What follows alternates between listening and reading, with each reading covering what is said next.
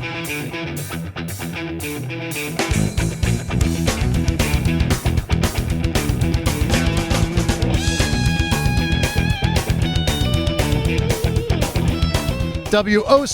scoreonair.com, and we're bringing you tonight Whitehall Yearling Rams versus the Columbus Academy Vikings. I'm Jake Safranco. And I'm Matt Herchick. Matt, interesting game today. We got some quarterback issues going on for both these teams. Yeah, absolutely. The big question for Whitehall tonight is going to be who the starting quarterback is going to be and how they're going to perform. We saw Deshaunte Vaughn, the junior, start the season at quarterback. The freshman Ray Melberg came in the third game against Whetstone and led them to a big comeback victory. So who's going to get the start here tonight, and how's the offense going to perform around them, and how's that going to affect the offense? Absolutely. And then also on the other side of the football, Columbus Academy, they lost their young starter Stringer, and they're going to have to replace him. Yeah, absolutely. Nicholas Stringer is not going to be able to play for them tonight. He is their starting quarterback. The backup quarterback, Matt Waters, is going to fill in for him. Now, Matt was the starting quarterback last year, so he does have some experience, but we don't know what kind of reps he's been getting in practice and things like that. So he's going to come in a little rusty, and we're going to have to see how they perform under a new quarterback here tonight. And Stringer, of course, with a bad knee, he will be out for a little while now. Another thing that we got to look at, obviously, last week, tough situation, all the turnovers that Whitehall was able to get from Bexley.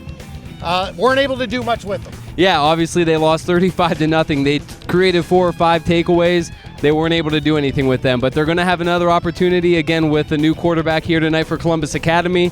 The defense is going to have some opportunities. The offense is going to have to cash in on them. Absolutely.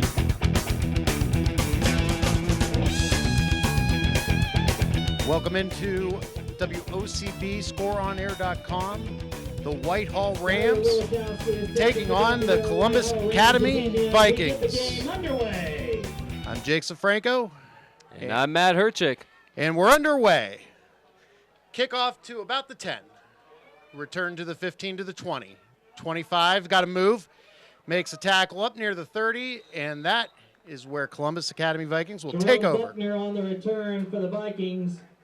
Good return there by Jerome Buckner. It looked like he had a little bit of a seam and thought he might break that one. By the Rams. Good job by the Rams to bring him down. At the Academy 31-yard line, where they will begin 1st and 10. Matt Waters is the quarterback for Columbus Academy. As we said earlier, Stringer down with the knee. In the shotgun, has a running back to his left, hands it off. Up the middle, he's got a big hole to the 40, to the 45. Midfield, and tackled there by a gang of Rams. Belisari, the ball carrier. Good run there by Roman Belisari.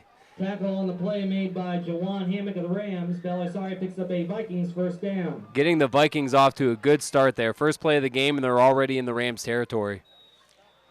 1st and 10 for the Vikings. Academy from the 49-yard line of Whitehall.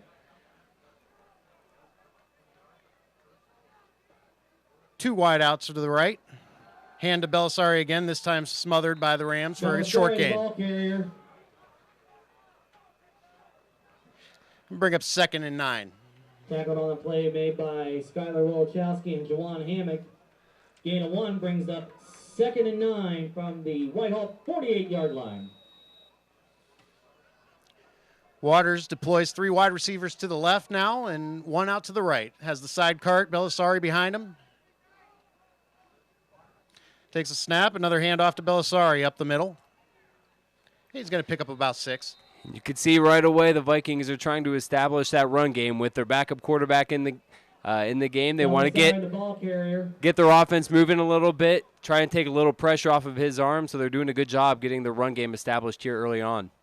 Takes it to the Whitehall 43-yard line. Academy will have it 3rd and 4. Let's see how quickly this turns into a play-action situation here with Belisari. And you wonder if they might be in 4-down territory if they don't pick it up. Waters adds an extra backfield mate, hands it to him. And he's going to be short of the first down, about a yard and a half. And it'll be 4th and 1.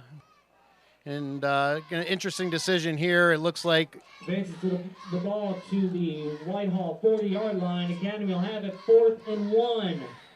And just like I mentioned, they are going to go for it here on 4th and short. Waters with 2 people in the backfield with him. 2 wide receivers right, 1 to the left.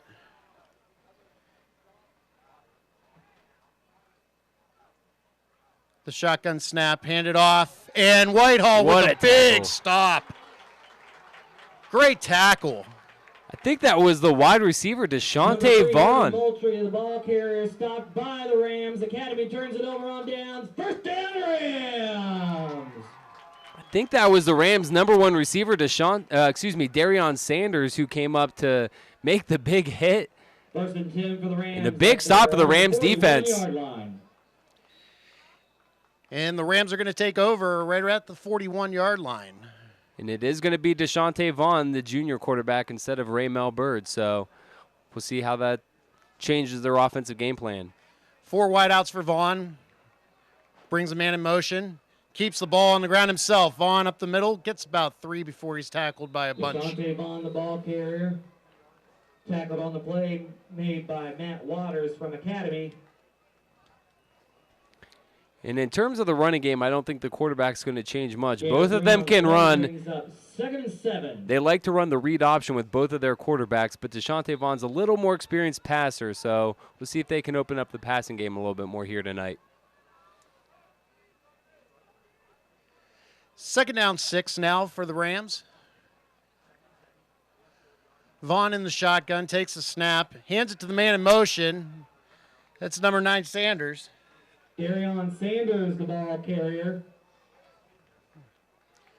And tackled on the play made by Jeremiah Mills of Academy. It's going to bring up about a 3rd and 3, right around midfield. 3rd and 2 for the Rams from their own 49-yard line. And I like to see them get Sanders the ball and get him involved early. He's their biggest threat, both size-wise and ability-wise, so I like that they're getting him involved here early.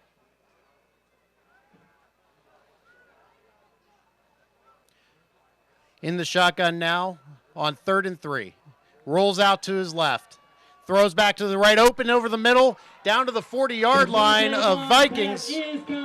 First down, Rams. And he picks up a Whitehall first down. Jalen Willis found a soft spot in the defense, got just past the marker, and like we mentioned, Deshaunte Vaughn, a little bit more experience in the passing game, found his receiver and a big first down. He was able to roll out there and throw back across his body to a wide open man. So 1st and 10, about the 38 of the Vikings.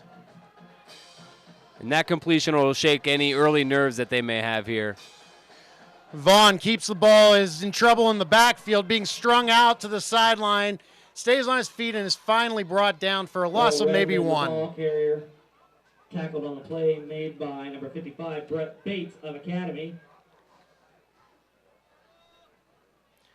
And that was 2nd down for the Rams. That was actually the senior running back, Earl Redmond, with his first carry of the game there. And Vaughn may have been better off keeping it, like you mentioned. He had some space there on the left if he would have. 2nd down, 12. Actually lost about 2 there on that play. 4 wideouts, 1 side cart. Vaughn in the shotgun. Academy showing blitz, brings 1. Finds a man open, picks up about 9 yards. Pass to Sanders is complete. Sanders, the big target with the reception over the middle. Number 2, Jerome Buckner of the Vikings.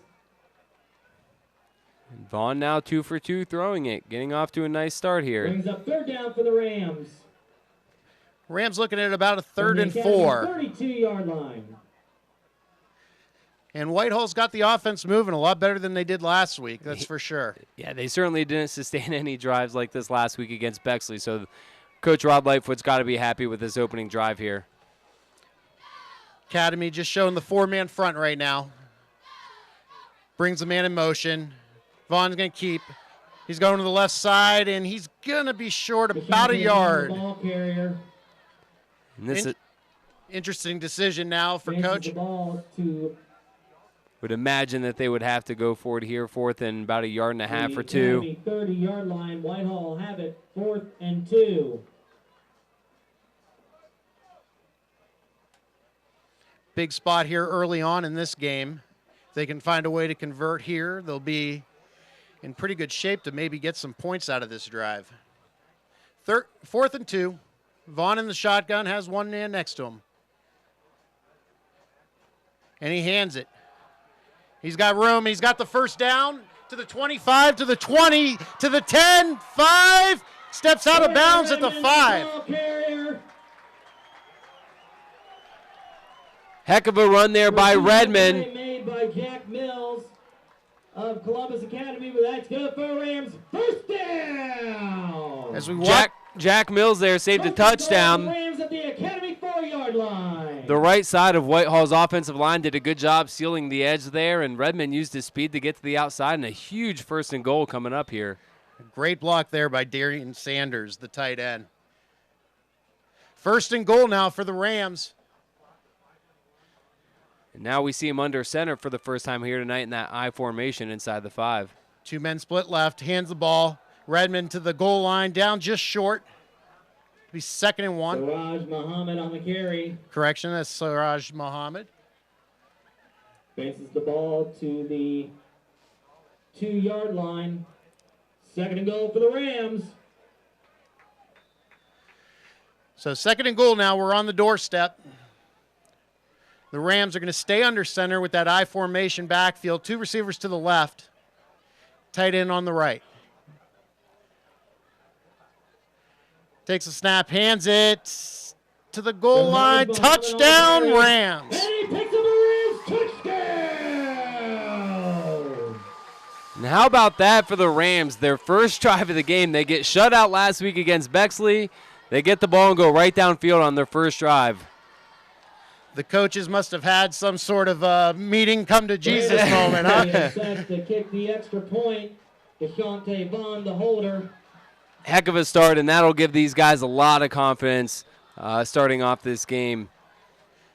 They got in a big hole early last week, and that's tough to recover from when you're dealing with teenagers.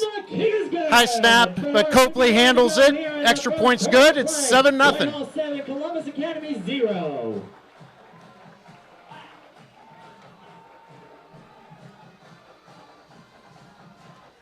What a great opening drive there in the first, right out of the gate. Honestly, that was textbook. They ran the ball well with both Redmond and DeShante Vaughn. We saw Vaughn have a couple of big completions there to his receivers. So that's their ideal offense right there. Run the ball, open up the passing game a little bit, and they go right downfield for 7. Earl Redmond with a big chunk of those yards there in that drive. Some really good blocking by Sanders as well. Huge 4th and 2 conversion there.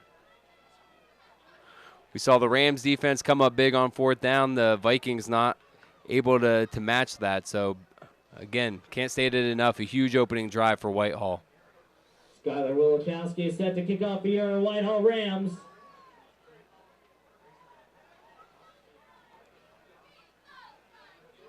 So let's see if Academy now can respond to that drive with one of their own.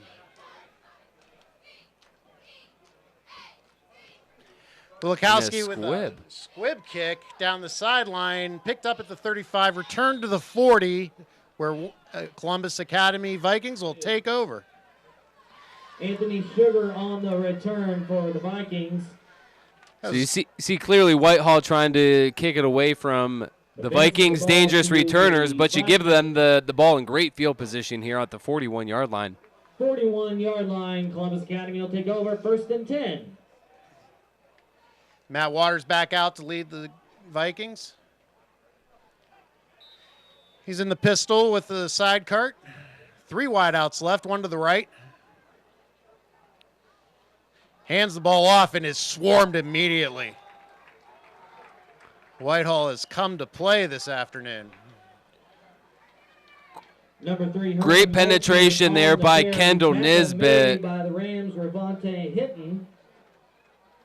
Ravante Hitton also in on that tackle. 2nd and 11 for the Vikings.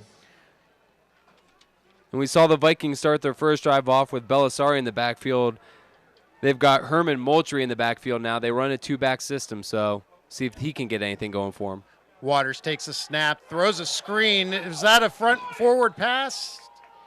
The referee says it's a backwards pass. It was a fumble that was out of bounds. Goes out of bounds. We'll take a look at the replay here and see where he threw the ball from. Possession.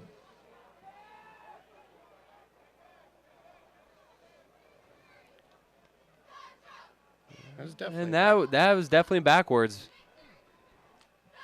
Waters about a yard behind the line of scrimmage there. Waters catches a little bit of a break there. They'll keep the ball, but it is 3rd and 15 now for Columbus Academy. Let's see if Coach Miller here will open it up and let Waters throw the ball. Takes a snap. Looking downfield, now has to run and is sacked. Moultrie, or correction, Waters is sacked by the Rams. I don't have a. And I believe that was Pursued on the play by the Rams, Eric Moss. Eric Moss, and there was Ravonte Hitton that had the sack for them. The Vikings. Moss created the pressure that forced Waters to step up, and Hitton the beneficiary with the stack. For your Whitehall Rams, number 24, Earl Redmond. Academy was going the wrong way there for sure. Yeah, they started the drive at the 41, and now they're back at the 30, so. Here's the punt, and they're coming after it, and he just does get it off. Not a very good punt at all. It actually bounces back and is going to be downed on the wrong side of the 50 at the 39. How about that turn of events? Bexley starts with the ball at their own 41. Whitehall gets it back at their 39, so they actually gained 2 yards on that.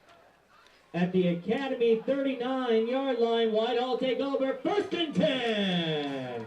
The Rams defense looks like it's come to play tonight. So far, both sides of the ball have. That first opening drive was quite impressive. Let's see if Deshaun Watson here can do it again.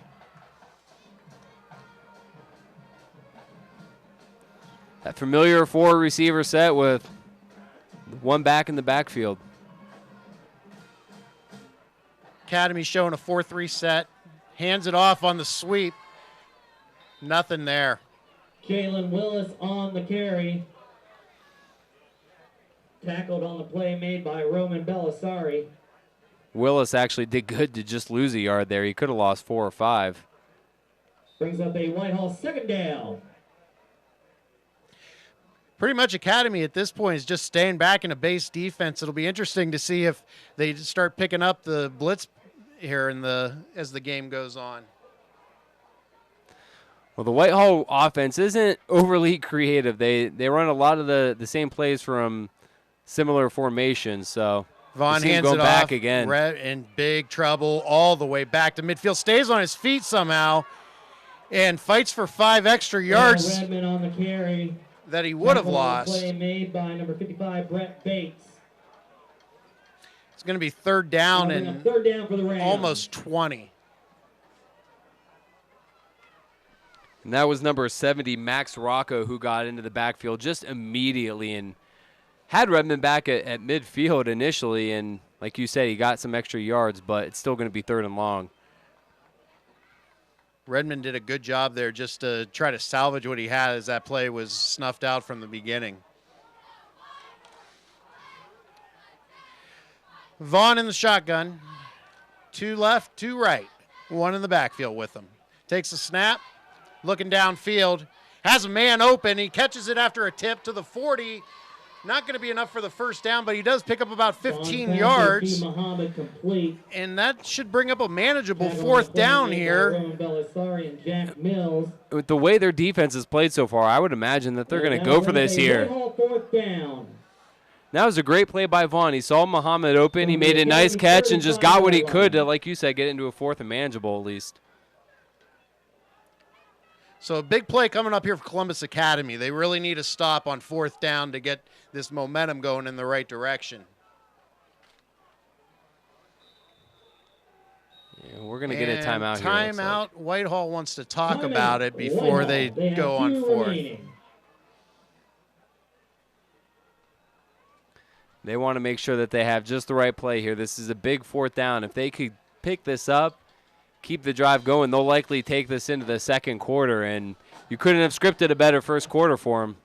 And the way this defense is playing for Whitehall, you get up 14-0 early, and it's going to be tough sledding for Columbus Academy. It's funny, they lost 35-0 last week, and I don't think you've ever said that defense wasn't the issue, but like we talked about in the pregame, they created 4 or 5 takeaways in that game. The offense just put them in tough position after tough position all game without being able to move the football, so their defense can play. It'll be interesting, too, as the game goes forward, how Waters responds, not getting the reps throughout most of the season so far, if he can bring them back in that capacity. Absolutely. Team's back out there, ready to go. 4th down and 5 for the Rams. Keep an eye on number 3, Jalen Willis, in the slot again. We saw him pick up a big 3rd down early in the game. Vaughn takes a snap. He's in trouble and is sacked all the way back to the 48-yard line. Brett Bates. Whitehall turned the ball over on downs. Columbus Academy will take over 1st and 10. Heck of a play there by Brett Bates. In one of those situations, you just want to get rid of the football, but he almost didn't even have time to do that. 45-yard line. Earl Redmond missed the block, and Bates was on him immediately, you see.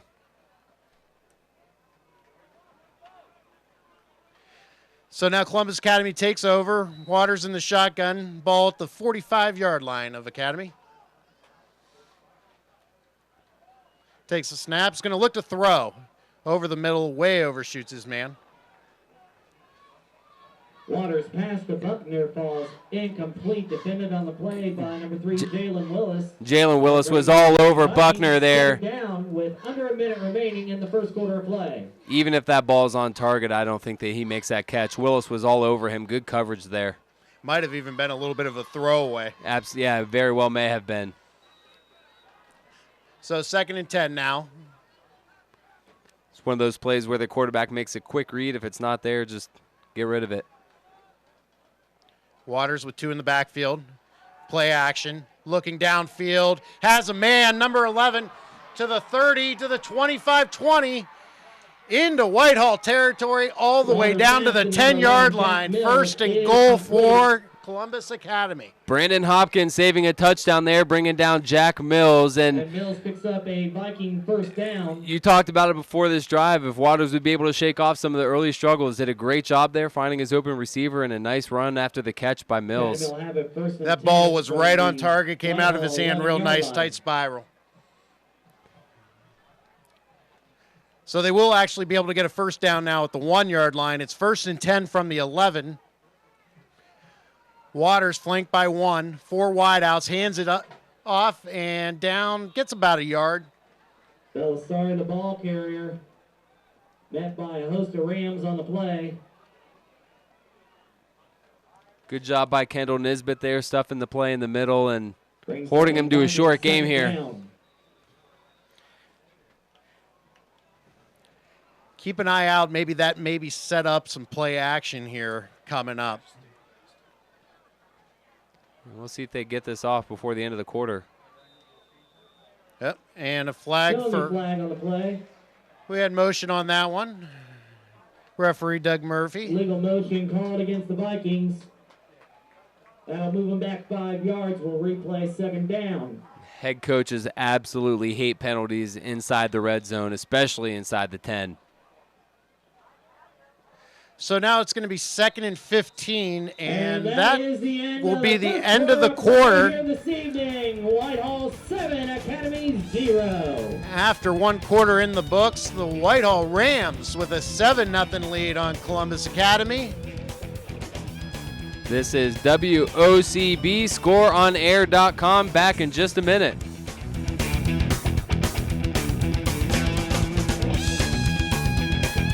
And we're back, scoreonair.com, WOCB. It's 2nd and 15 for Columbus Academy. Takes a snap, Waters looks to throw, has a man in the end zone, overthrows him. That's intended for number 2, Jerome Buckner. Not a horrible throw there by Waters. Threw the ball where only his guy could catch it. Overthrew him just a little bit, but better to overthrow it in that situation than underthrow and possibly risk an interception. 3rd and 14 now at the 15-yard line. I'd look for Columbus Academy to play it a little safe. They don't want to take anything but a sack. stay in field goal position at worst. Waters in the shotgun, has one side card, now sends a man in motion, gives it to him. He's around the corner and in trouble and down for a slight loss, lost about a yard. The ball carrier. That was Picked up on the play Herman Moultrie, their by the speedy of their Rams, two Juwan running Hammock. backs. And that'll bring up a Viking 4th down. And that will bring in the field goal unit. Kicker Sam Tuckerman is going to take his shot here from, looks like it's going to be about 34 yards from the spot.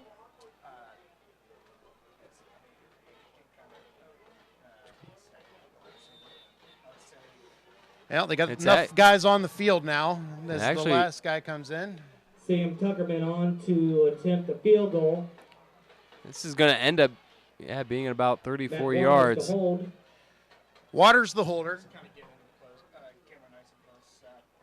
Snaps good, holds good. Tuckerman, field goal is up, and it is good. And the 34 And Columbus Academy is on the board, cuts the lead to 7-3. 10:54 remaining here in the second quarter play. Whitehall 7, Academy 3. That was an impressive kick by Tuckerman. He's got a boot on him. That thing looked like it could have been good from 55. Yeah, that was a beautiful kick.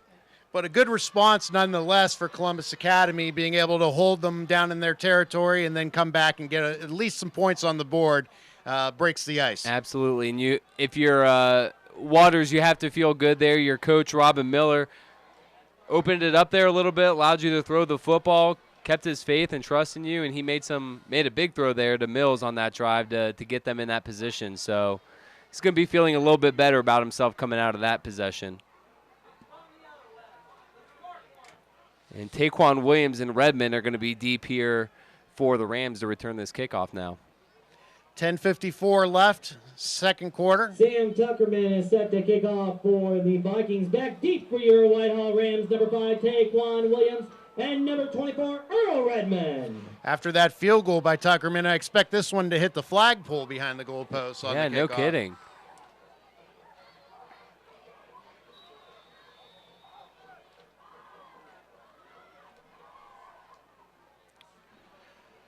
Tuckerman's ready. Yeah, if I was the returners, I might be standing a little deeper. And Tuckerman boots it, and just like you said, over everyone's heads and out of the end zone. Back into the end zone for a touchback. That probably wouldn't have made it any difference anyway. Take over 1st and 10 on their own 20-yard line. That kid looks like he may have a future as a kicker in college. Kickers are people too. Deshante Vaughn back out for the Rams here as they look to respond and get some points back on the board and extend this lead a little bit. It's the classic Rich Eisen line, right? Punters are people too, right? Is that right? I think so.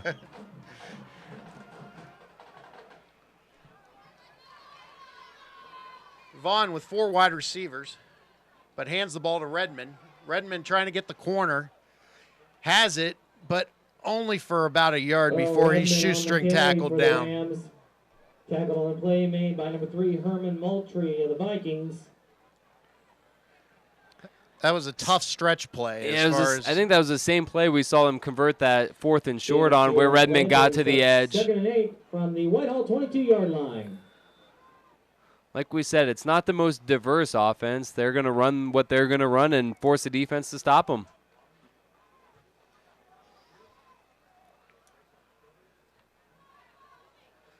Four wide receivers for the Rams, 2 left, 2 right, a side card for Vaughn. Vaughn takes a snap. He's going to heap it and has a big hole up the middle and just tripped up across the 35. First down, Rams. Made by Herman Moultrie, but Vaughn picks up a Whitehall first down. Herman Moultrie and Matt Waters just saved a touchdown right there by Deshante Vaughn's shoestrings. Great seal block by the line to open up a big hole. And that was blocking downfield. Yep. Great job by Jalen Willis, and just couldn't sustain that block long enough as Moultrie, again, saved a touchdown there with that tackle. 1st and 10. Deshante Vaughn takes the snap and he's going to keep it again. This time he is met at the line and tackled by a host of Vikings. Tackle on the play made by number 44, Davis Friedman. and number 70, Max Rocco. I'd like to see them try and get the wide receivers more involved again like we saw in that opening drive. Get Darion Sanders the ball, get Jalen Willis the football. Vaughn looked good throwing the ball as well, even across his body coming on the rollout. So now we got 2nd and 10 for the Rams. Vaughn looks to throw. Has a man, Sanders, to the 40. Pass to Darion Sanders, complete. It's going to be about a half a yard short of a first down. Jack Mills of Academy. Asking you shall receive. Good call, partner. Go right to Vaughn, and not sure if they gave him the first down or not. Looks like they did. It is a first down. 1st and 10 for the Rams at their own 44-yard line. A good play by Sanders to be able to spin out of a tackle and extend for the first down. Now 1st and 10, Rams. 45, hand to Redmond. Redmond makes a man miss. Tries to get the corner. Good block, he does. Vaughn. He's to the 50, to the 40.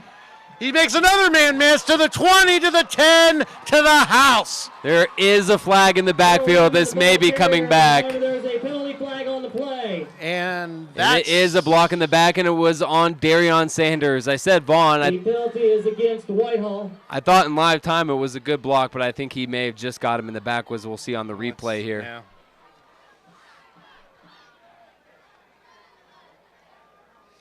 Boy, what a good run by Redmond, too. Too bad for naught. He made 2 guys miss and stayed on his feet. Against the Rams. But now the Rams are going to have their work cut out for them. Penalty from the spot of the foul will replay first down. And it'll be 1st and 20. And sometimes we see those holdings don't really affect the outcome of a play. I think on that instance it actually did. Darion Sanders definitely sprung Redmond with that block in the back there. Columbus Academy at this point needs to figure something out on defense. Little confusion on the line as Sanders isn't quite sure where to line up and is now talking with Deshaunte Vaughn.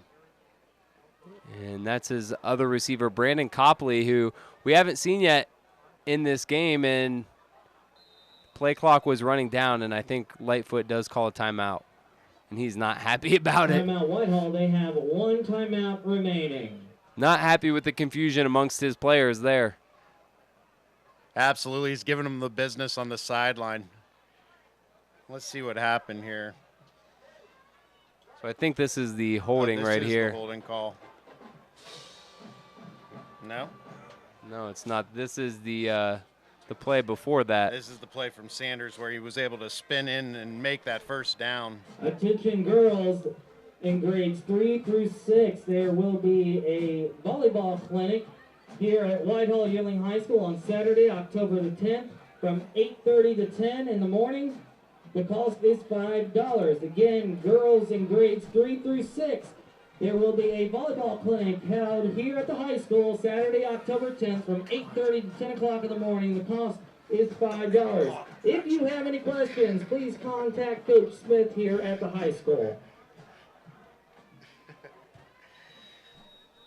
And now Whitehall's ready to go. 1st and 20. Vaughn takes a snap and is going to throw to Copley, and he's got some room into the sideline. Picks up about Sanders is complete. Sanders. And that's Vaughn's pass to Copley is complete. I was right, and the press box was wrong. Pursuit on the play made by Dortmund Moultrie. Like I said, Copley is one of their more sure-handed receivers. Saw a couple of games ago Deshaunte Vaughn throw to him a few times, so he's got a lot of faith in Copley.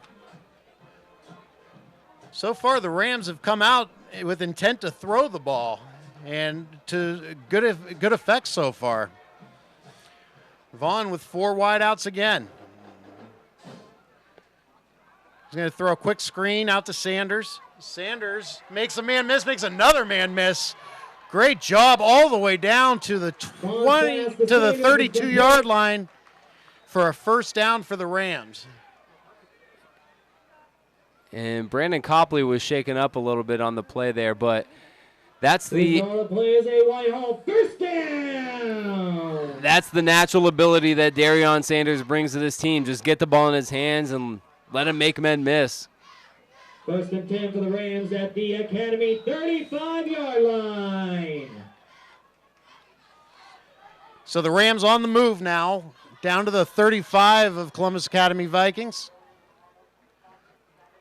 Vaughn with the man behind him now. Now he's going to come in motion and come to his left.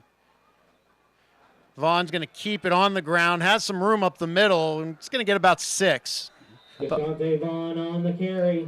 I thought they were going to pull a page out of the Columbus Academy playbook there with the pistol formation. Tackle on the play made by Davis Friedman. Vaughn picks up 6 on the play, brings up 2nd and 4 for the Rams at the Vikings 29-yard line. So the coaching staff doing a good job of mixing it in, run and throw, and using the talents of Vaughn on the ground. 2nd down and 4. Vaughn going to hand it off. Redmond runs right into a tackle. Oh, Redmond, the ball carrier. Actually ran into his own lineman there, I think, Kendall Nesbitt. Immediately by the Vikings, Jeremiah Mills. And that was Jeremiah Mills who came up and made the tackle. So big 3rd down here for both teams. 3rd and 4. We're probably in 2-down territory here, so it'll be interesting to see if he's going to put it in the air or try to pick it up on the ground now. Yeah, knowing that you're in 4-down territory, you may just try to run the ball here, get a little bit of yardage, and get it to a 4th and short. Vaughn's going to throw, but he's going to throw a screen, and he makes a a miss. And all the way down to the 19-yard line. Willis is complete. He picks up a Whitehall first down. Jalen Willis with a nice reception and run. Another good individual effort by the receivers. He caught the ball, made a couple men miss, pick up the 1st down. And the Rams continue to march. Doing a good job of using his different receivers. We've seen all of them get involved. At the Great Vikings 19-yard line. Sanders, Copley, Willis, Muhammad, they each have catches in this game. 1st and 10 from the 19. The handoff to Redmond. He makes a man miss at the line, but then is swallowed by a couple of Vikings. Redmond on the carry. Tackled on the play made by Jeremiah Mills and Brett Bates. Brings up 2nd down for the Rams.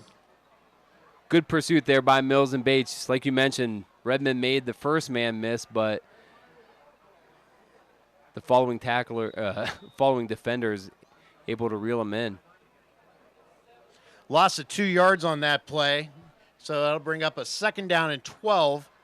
6 minutes left to go in the half.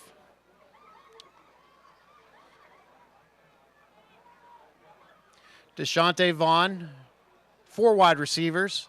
Redmond in the backfield, gives it out to Sanders on a screen. And a nice tackle by number 8, Moultrie. Very good tackle there by Moultrie. He was the last. For the Rams from the Vikings 19-yard line. I think he was the last line of defense there. We've seen Sanders make a few people miss, and he might still be running.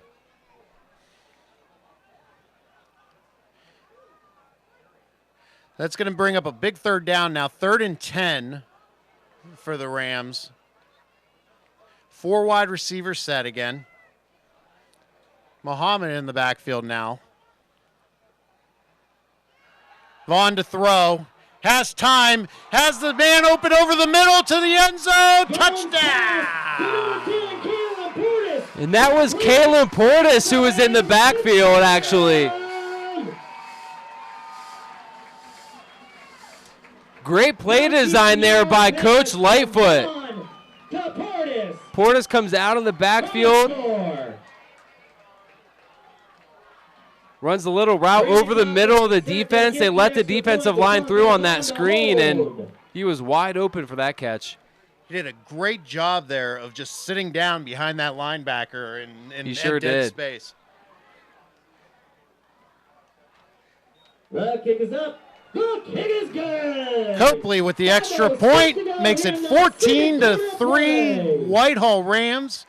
5:06 to left, first half. Impressive drive by the Rams. This is certainly the best football that we've seen from Whitehall really all season long in terms of both offense and defense. You mentioned getting a lot of the receivers involved. Now we can add Portis to that list. Yeah, absolutely. Maybe the most dangerous player on the field right now. Sanders is definitely made an imprint in this game. Well, when you're the defense and you have to focus on a player like Sanders, and then they start getting all the different other players on the team involved, then you start wondering, who are we going to cover? Because they're all hurting him at this point. I think that was Portis' first snap on offense of the game, actually. He's a linebacker on defense for the Rams, and I think that may have been his first snap on offense. So now Columbus Academy needs to answer before the half. Sumner and Moultrie back deep for the Vikings. The kickoff was a bit of an adventure last time by Wilachowski. Yeah, we'll see what they decide to do here.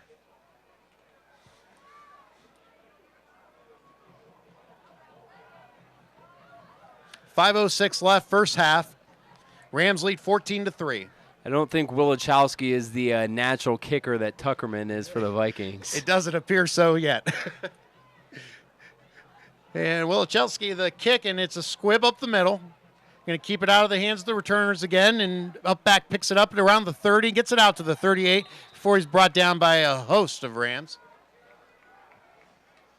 That was a better looking squib than the first time. Number 12, Matt Waters on the return. You know, I still wonder on the logic, though, of giving the team that you're playing the ball on the other side of the 35 every time. Absolutely. To the Academy 38-yard line, they will take over 1st and 10. And interesting that the returner on that was the quarterback, Matt Waters. You're already down one quarterback. You think that the coach would want to protect him and not put him in on special teams. Plus playing two ways. Absolutely. Waters, play action fake. He's got pressure. Now he throws over the middle, and there's going to be interference called. I think there's going to be a penalty on both teams. Jawan Hammock was getting pressure there on the quarterback, and I think he may have been held. And then there was certainly a pass interference. Ball was intended for Jack Mills. Let's see what the referees decide here. Penalties should offset each other, but we'll see. Your referee, Doug Murphy, signals holding The call against the Vikings. and pass interference. So we will do it again. Pass interference, the call against the Rams. Those penalties offset. We will replay 1st down. That's a disappointing penalty in the secondary if you're the Rams. Jawan Hammock, like I said, got good pressure on the quarterback, forced a bad throw, really, and just couldn't get turned around to look for the ball. Now a whistle and what? Looks like they may need to respot the ball. He put a yard too far back. That's exactly what's happening. So 1st and 10 for the Vikings. Waters calls a man in motion, takes the snap and pitches it out. Belisari picks up about a yard maybe. Nice tackle there by Nesbitt. We've seen him on both offense and defense now making some plays. Belisari on the carry.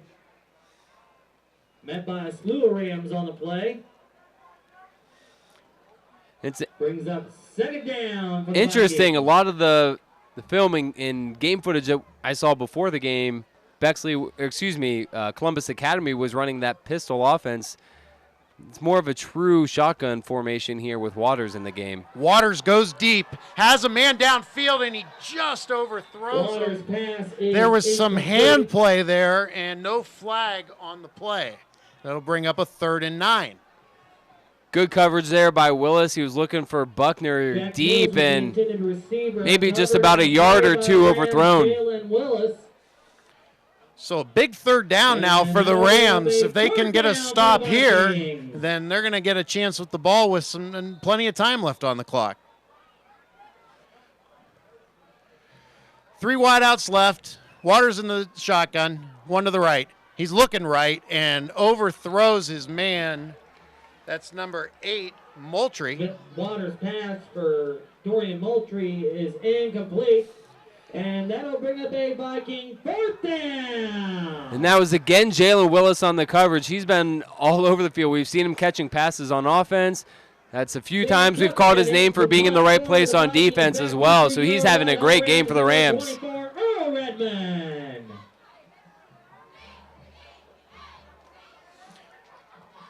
Waters is back there to punt, which will be interesting down the road if they ever do decide.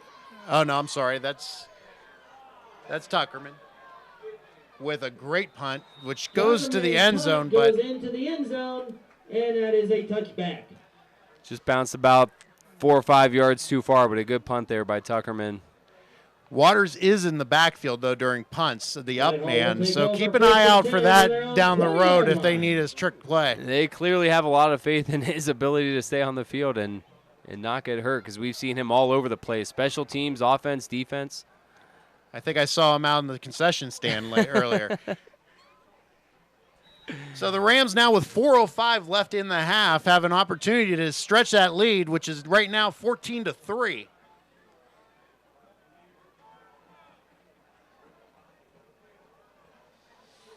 Deshaunte Vaughn has 4 wide receivers and a running back, and he's going to keep the ball on the ground up the middle and can't escape the last man. Picks up about 3 yards. Tackled on the play, good job by Belisari of the Vikings. Good job by Belisari to hang on there for that tackle, because on the play brings up again, Vaughn did a good job getting to that second level of the defense. It's a tough situation for Coach Lightfoot here. You want to be able to advance the ball, but you don't want to give the Columbus Academy the ball back and a chance for momentum going into the half. Absolutely. You don't want to make a mistake here, so I'm sure that he'll be smart with the play calling. 3:30 and the clock is ticking. 2nd and 7. We'll call it 6. Yeah. 2 backs now as Vaughn's under center in the eye, and they're going to hand it to the halfback. And he is met at the line. That was Jeremiah Mills who got through immediately. Number 50, Jeremiah Mills. And that was a strange formation there. We saw obviously the I formation when they were inside the 5 earlier in the game, but haven't seen that. And that brings up a 3rd down for the Rams. Haven't seen that in their own territory yet tonight. They're in a tough spot here at 3rd and 7. I don't know if you throw the ball or if you just keep it on the ground. That was a pretty conservative play call in the last play, so I would imagine that they'll run the ball, but what do I know? They're going to go with that I formation again. Vaughn under center with the tight end Sanders. 2 wideouts to the right. And the pitch. Muhammad's making a man miss, and there's a flag that comes in late. On the play, That's going to be close to a first down. Looks like it's going to be a holding, and I think that was Nesbitt. Well, I wonder who was the offensive lineman in the area. Was it a first down, and would you want to decline that possibly if it's 4th? 10-yard penalty from the spot. We'll replay 3rd down. If I'm the Vikings, I probably accept that penalty and take my chances on what's going to be, looks like 3rd and 16, and take my chances on some extra field position here after a stop. So now 3rd and 17, all the way back to the 14-yard line. And now they're going to go out of the shotgun. Be surprised to see the ball leave Deshaunte Vaughn's or Redmond's hands here. 4 wide receivers spreading the field thin. An inside handoff, a little counter play, and Redmond is swarmed. Redmond on the carry. Going to pick up about 2 of those yards, and it's punting time. Timeout Academy. They have 2 remaining. Not a bad play design, but in that situation, going to be tough to pick up 16 yards, but I like the idea with the little counter there. And a good smart timeout by Coach Robin Miller for Columbus Academy, getting that timeout in. Now they're going to get the ball back with just under 2 minutes left and have an opportunity to get some momentum going into the half. Absolutely, and they still have 2 timeouts as well, so plenty of time here with the field position they're going to have. Please give your fellow Rams a round of applause. Congratulations to the class of 1970. The back judge will lift up his hand when there's 5 seconds left and count down. Okay.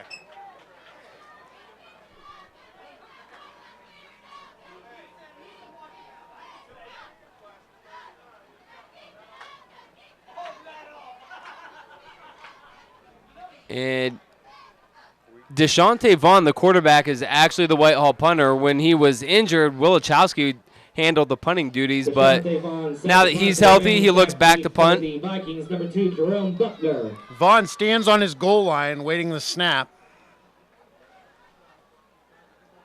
A little low snap. He had to bobble it, but gets the punt off. Return and caught at the 41. Has room down to about the 35. Picks up 6 yards. That's 1st and 10, Columbus Academy in Ram territory. Tackled on the play made by Eric Moss. Good job by Buckner to field that punt. So with the way that ball was spinning end over end, that probably would have bounced back 10 to 15 yards if he would have let that one go. So good job there to save some field position. And like we said, a minute 50, 2 timeouts, ball at the 36. All the time in the world right now if you're Columbus Academy. Let's see if Coach Miller now opens it up with Waters. We do see that pistol formation now. They've got Moultrie behind him and Belisari off to his left. Takes the snap, play action. Looking downfield now, flushed out of the pocket to the right. Fakes a throw and has some room down the sideline. Gets it down to about the 20-yard line Waters on the carry. Before he was run out of bounds. Pursuit on the play made by Eric Moss. Kylie McQueen, can you please report to the concession stand? Kylie McQueen, please report to the concession stand at this time. Buckner got in behind the defense, but Whitehall got to Waters there just a little bit too quick for him to be able to set his feet and make that deep throw. Whitehall 20-yard line. So now 1st and 10 for Columbus Academy at the Rams 20. Again, 2 in the backfield for Waters. Takes the snap, another play action fake. Flushed. He's got a man at the 10, down to about the 8-yard line, 1st and goal. That's Jack Mills with the catch. Number 11, Jack Mills, is complete. Eric Moss did a good job getting some penetration for the Rams defense there, but he was able to avoid it and made a nice throw to Mills to pick up a big 1st down. A minute 34 left to go in the half, so clock is not an issue at the moment. And you wonder if they may run the ball here to move a little bit of that clock here before halftime. Now Waters flanked by 1. Hands it off, good call, and is hammered. That was Kalen Portis who had the big touchdown catch earlier, who came in and just laid the wood on Belisari. And Porter just blows up the play. Loss of 3 brings up 2nd and goal for the Vikings, and we have under a minute to go in the first half of play. Now the clock is starting to become an issue. 52 seconds and running. Ball back to the 11-yard line of the Vikings. Or I should say of the Rams. Waters takes the snap. Looks to the right. Now comes back across the middle and is dropped in the end zone. Had a man, I think that's Belisari. And that'll bring up a Viking 3rd down. Correction, that's Jack Mills who couldn't come up with that ball. Tight window there on that throw. Was a little low, but we'll see on the replay here if he may have had a chance to catch that ball. Oh, he certainly did. Good throw by Waters on that play. Put it only where Mills could catch it. 36 seconds left. 3rd and goal from the 13. High snap handled by Waters. Quick pass out to the right. Off target, intended for Darian Moultrie. Darian Moultrie falls incomplete, and that'll bring up a 4th down for the Vikings. Big stand by the Rams defense here just before halftime. Hold them to 3 points. Maintain a touchdown lead going into halftime here. Big stand by the defense. Now we'll see Tuckerman in, which should be a chip shot for him at this point.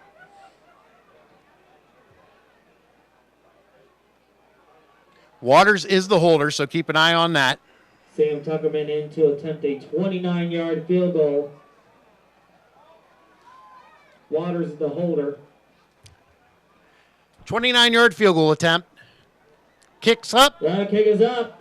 And it's good. And the kick is good. And it's in the parking lot. Seconds to go here in the first half of play. Your Whitehall Rams 14, the Vikings 6. I think he was aiming for the ambulance out back there in the parking lot. Lucky he didn't hit the cop car. So 30 seconds left in the half here in Whitehall, where the Rams lead 14-6, but Columbus Academy does a good job to stem some of that momentum and possibly get it going for a second half. Seen some good play from both teams here, really. The difference is, quite frankly, Whitehall's been able to score 2 touchdowns when they've had their opportunities. Columbus Academy's had to settle for 2 field goals. So obviously the Rams will be very happy about the defensive stands, but both teams playing pretty well here on offense tonight. And we saw the turnover problems for both teams in the Bexley game last week for Whitehall. It's been a very clean first half, no turnovers. Sure has, and not too many penalties. We've seen a few here in the second quarter, but when we did the Whitehall Whetstone game, we were approaching 30 or 40 flags in that game. It was a sloppy game, so Lightfoot's obviously gotten that cleaned up with the Rams here in the last couple of weeks. Tuckerman set to kick it off with 30 seconds left in the half. And I'm sure we'll see him just put this one through the end zone again and not give the Rams a chance to return it. And the kick is up, and just like you said, it's through the end zone. For a touchback. Whitehall take over 1st and 10 from their own 20-yard line. I would be surprised here if Whitehall tries to do much. Yeah, if I'm Coach Lightfoot, I'd probably just take a knee, take the 14-6 lead into halftime, and go make some adjustments. And right now he's reiterating that on the sideline to his players. 30 seconds before the half. And looks like they will take a knee. Muhammad is sitting back at about the 12-yard line as the safety man.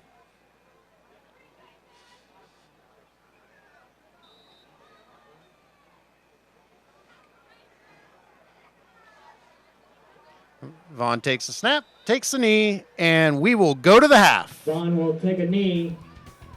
Here at Whitehall, 14-6, Rams over the Vikings. Does not look like they will need to run another play. That will be the last play of the half. And your score here at halftime, your Whitehall Rams 14, the Vikings 6. Stay tuned for the halftime show. Good first half by the Rams. 14-6 lead at halftime, and we'll see back here in the second half. WOCB, scoreonair.com.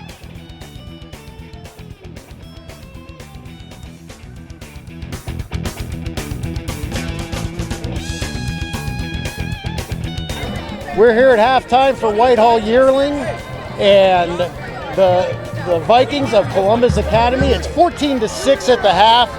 Matt, interesting half. Whitehall came out, they were throwing the ball. Yeah, absolutely.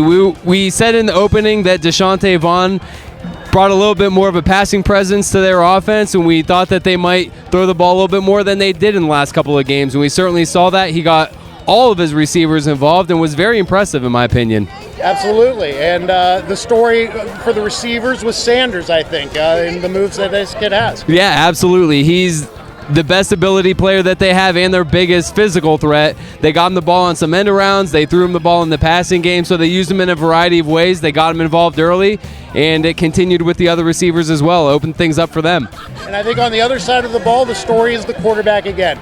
Waters comes in, replaces the starter, and then comes out and does a good job, gets his team down the field. Not quite touchdowns, but he does move the ball. Absolutely. That's been the difference in the game is Whitehall has gotten touchdowns on their opportunities. Columbus Academy's had to settle for field goals, but Waters really settled in there. Had a rough first couple of drives, but settled in and did pretty well. So a good job, and I think that he'll be looking to have an even better second half and get them back in this game. A very clean game as well today. No turnovers in the first half, and very few penalties. There was a key penalty, a holding call that brought a touchdown back. Yeah, clean play. Like you said, not too many penalties. We haven't seen either team turn the ball over. Both defenses have played pretty well. Just 14-6. Both teams still in the game, and this is very much still a football game going into the second half. We look forward to an exciting second half, and we'll be bringing it to you here shortly.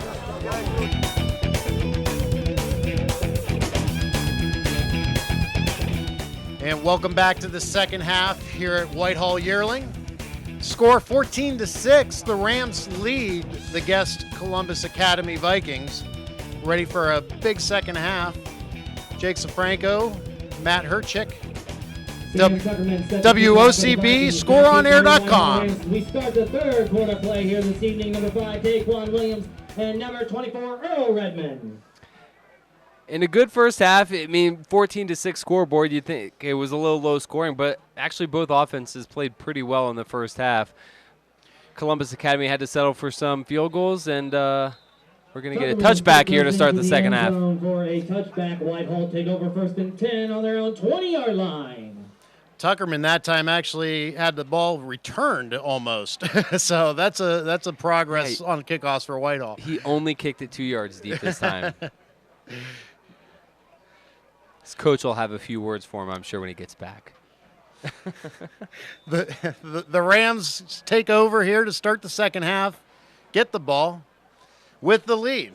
Big possession to open the half. If they could come away with some points here, it's going to be awfully hard for Columbus Academy.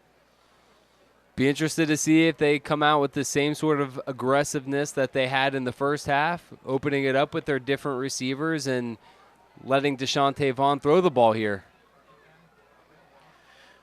Vaughn is back in the shotgun, has Redmond as a side cart, and we have a delay of game to start the second half. That's not a good way to get going if you're the Rams. Delay game was a penalty against the Rams. Flag thrown there by the back judge, Jeremy Weekley. Get your 50-50 ticket out. I will have the winning number announced after this play. Again, get your 50-50 tickets out. I will have the number after this play. Did you get any 50-50 tickets? Let me check. Nope, I forgot. Whitehall with the ball out of the shotgun and almost intercepted. Vaughn's pass falls. Vaughn dangerously throws it to 3 guys. That was right through the hands of Davis Friedman, one of their top linebackers. 350-769. 350-769. If you have tonight's winning 50-50 ticket number, please bring your ticket to the Rams Spirit Booth to collect your winnings by the end of the third quarter. The Spirit Booth is located in between the home stands and the concession stand. Again, the number 350-769. That's the number I would have had, too. I think that was the next one on the list before I bought mine. Watson with a fumble now, and Columbus Academy appears to have the ball, and they do. Watson, a sloppy handoff with Redmond there. And now a penalty flag comes in late for some extracurricular stuff. And on the previous play, I was just about to talk about what a missed opportunity that was for Friedman, letting the ball go through his hands and a disastrous play avoided. Then the very next play, they fumble the football and a major costly turnover here by the Rams to start the second half. A giant momentum swing play. That actually was mishandled by number 3, Jalen Willis. Academy is the call. Academy with the personal foul against them, so that'll back them up. And instead of being on the doorstep, they're going to have to put a little bit of a drive together now. Yeah, that's a big penalty there. They're going to back it up to the 25. Still great field position, but they could have been, inside the 10-yard line. What an opportunity here for Columbus Academy to start the second half. Can they capitalize off this turnover? Walters in the shotgun. He's going to pitch it out wide to the right. Makes a man miss. That's Herman Moultrie. Picks up about 4 or 5 yards. Manageable second down. And that's going to be the key here for really both teams, is to put themselves in second and manageable positions. You don't want to be putting yourself in second and long and really be stretching yourself on third down. So a nice 4 or 5 yard gain on first down by Moultrie, and a good start to the drive here for Columbus Academy. Coach Robin Miller will have the whole playbook available on this play. The snap, Waters. Again, another missed tackle. Moultrie may have picked up the Water's first pass down. to Herman Moultrie is complete. And I think he has. It'll be 1st and 10. Heck of a play there by Moultrie. And we have a And Ram Kendall down. Nesbitt, who we saw in the first half quite a bit, called his name on defense and on offense. Looks like to be holding his left or right ankle, I believe. Yeah, it's a left ankle, and he's being attended to now, and that would be a huge loss for the Rams here early on in the second half.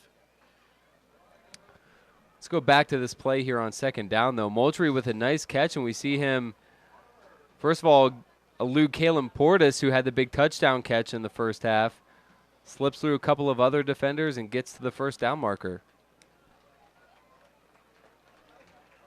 And Nesbitt is on his feet, but coming off very gingerly. And Columbus Academy couldn't have drawn up this half to start any better, and just the opposite for Whitehall here, as they lose one of their key defenders, and Columbus Academy has it 1st and 10 at the 16-yard line of the Rams. And an injury that not only affects their defense, but their offense as well. He's a starter on their offensive line too, so they're going to have to make some adjustments offensively as well. Waters to pass over the middle, incomplete. Waters pass falls incomplete. Intended for Jack Mills. That'll bring up 2nd down for the Vikings. I believe that was Siraj Muhammad on the coverage there. And Muhammad having a nice game as well, filling in at times for Redmond in the backfield, and now with the pass defended there. Calling a lot of names for both teams on both sides of the ball here tonight. Both teams have a lot of players going both ways. 4 wide receivers set, 3 to the right, 1 to the left. Side cart for Waters. Takes a snap, hands it off on the inside, and tackled immediately is Herman Moultrie. And I believe that was Kalen Portis again coming up to make the big hit at the line of scrimmage. We saw a couple of big tackles from him in the first half. Comes up with another big hit here. Portis making a case for himself for a scholarship somewhere at this point. Big 3rd down here, 3rd and 10. They're in field goal range right now. Can't take a sack here. Or maybe you can with the leg of Tuckerman. I think they prefer not to, though. And a false start. Moved. Penalty flag on the play. That was Dorian Moultrie out on the flank on the left that moved just a touch early. False start is the call against the Vikings. And a little bit of a mental lapse there. Need to know the snap count. And it's going to make it a little tougher now as it's 3rd and 15. Wouldn't be surprised here if you keep it on the ground. But instead, Waters is going to pass. He's looking deep to the corner of the end zone. Touchdown! What a throw and catch! Pass to Michael Kusi is complete, and that is a Vikings touchdown. That was Jerome Buckner on the touchdown catch, and what a throw by Waters here. The coaching staff showing a lot of faith in him and going for the home run ball here. On a 3rd and 15. Does a great job throwing it to the outside shoulder. Receiver goes up and makes the catch, and great play. Brandon Hopkins had good coverage. Just got beat out there by the receiver on the play. Hopkins was all over him there. He definitely was in the right position. Just an outstanding offensive play. Buckner on the touchdown catch. And now the Vikings are going to go for 2 here to try to tie the game up early on in the 3rd quarter. 2 wide receivers to the right, 1 to the left. Now motion over, comes to the tight end, 2 out wide, 2 in the backfield. Waters going to look to pass over the middle. He's got him. Nice play design that. And that's to Jack Mills. And with 10 minutes and 1 second. And we are tied at 14. Up here at 14. Nice play design there. We've seen a couple of times from Columbus Academy that toss out to the right. They fake it this time. Throw back to the tight end coming over the middle. Nice catch by Mills. And just like that, we've got a tie ball game here early in the 3rd quarter. Shaping up to be a good one now with 10 minutes left. 3rd quarter early, like you said. And like you said, Columbus Academy couldn't have asked for a better start, while the Rams just a disastrous start with the turnover in their own territory to start the half. And how big of a possession is this coming up for the Rams right now? They're going to at least need to make a couple first downs to keep that defense fresh. Absolutely. They're going to need to get back to running the football to open up the passing game that we saw be successful in the first half. So Redmond and Vaughn are going to need to have some success on the ground for that passing game to open back up. Sam Tuckerman set to kick off for the Vikings, back deep for the Rams. Earl Redmond and Taquan Williams.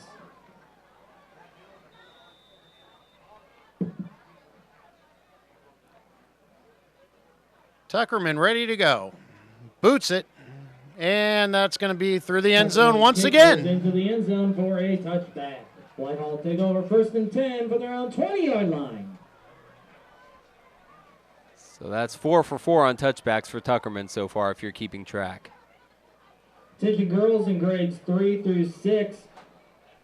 The Lady Rams volleyball team will be having a volleyball clinic here at Whitehall Yearling High School on Saturday, October 10th from 8:30 in the morning to 10 a.m. The cost is $5. Again, Lady Rams volleyball clinic for girls in grades 3 through 6 on Saturday, October 10th from 8:30 to 10 here at the high school. The cost is $5. If you have any questions, please contact Coach Smith at the high school. 1st and 10 for the Rams.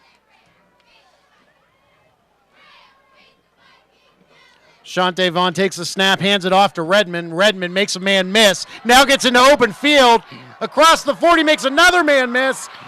He stiff arms a guy at the 40, all the way down to the 37-yard line of the Columbus Academy Vikings. And that is just what the doctor ordered for the Rams.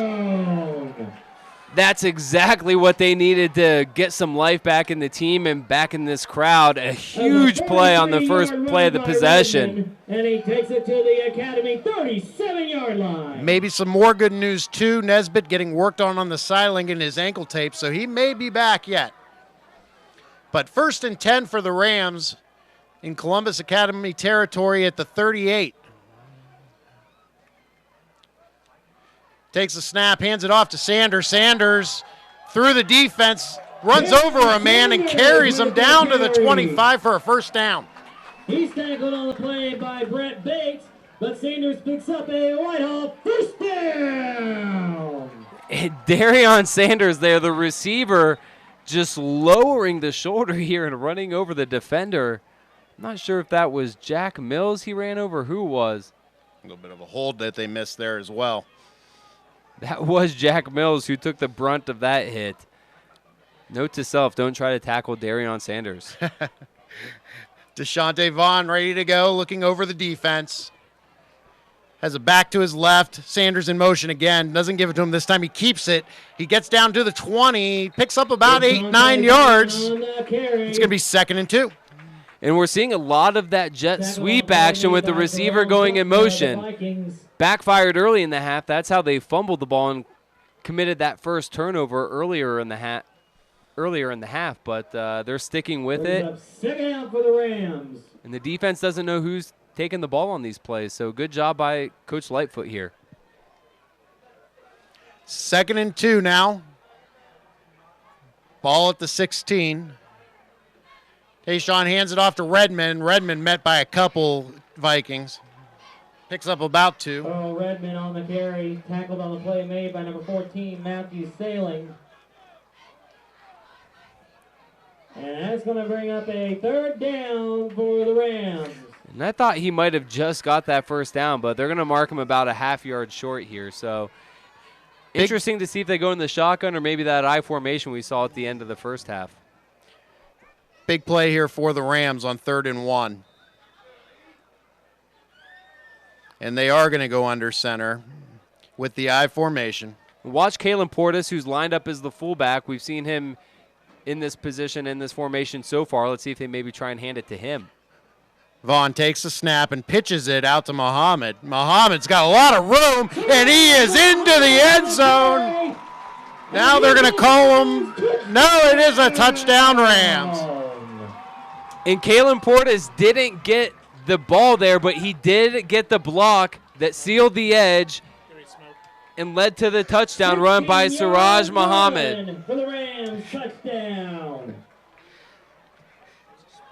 Brandon Copley is set to kick the extra point. Deshante Vaughn to hold. You wasted it on the band.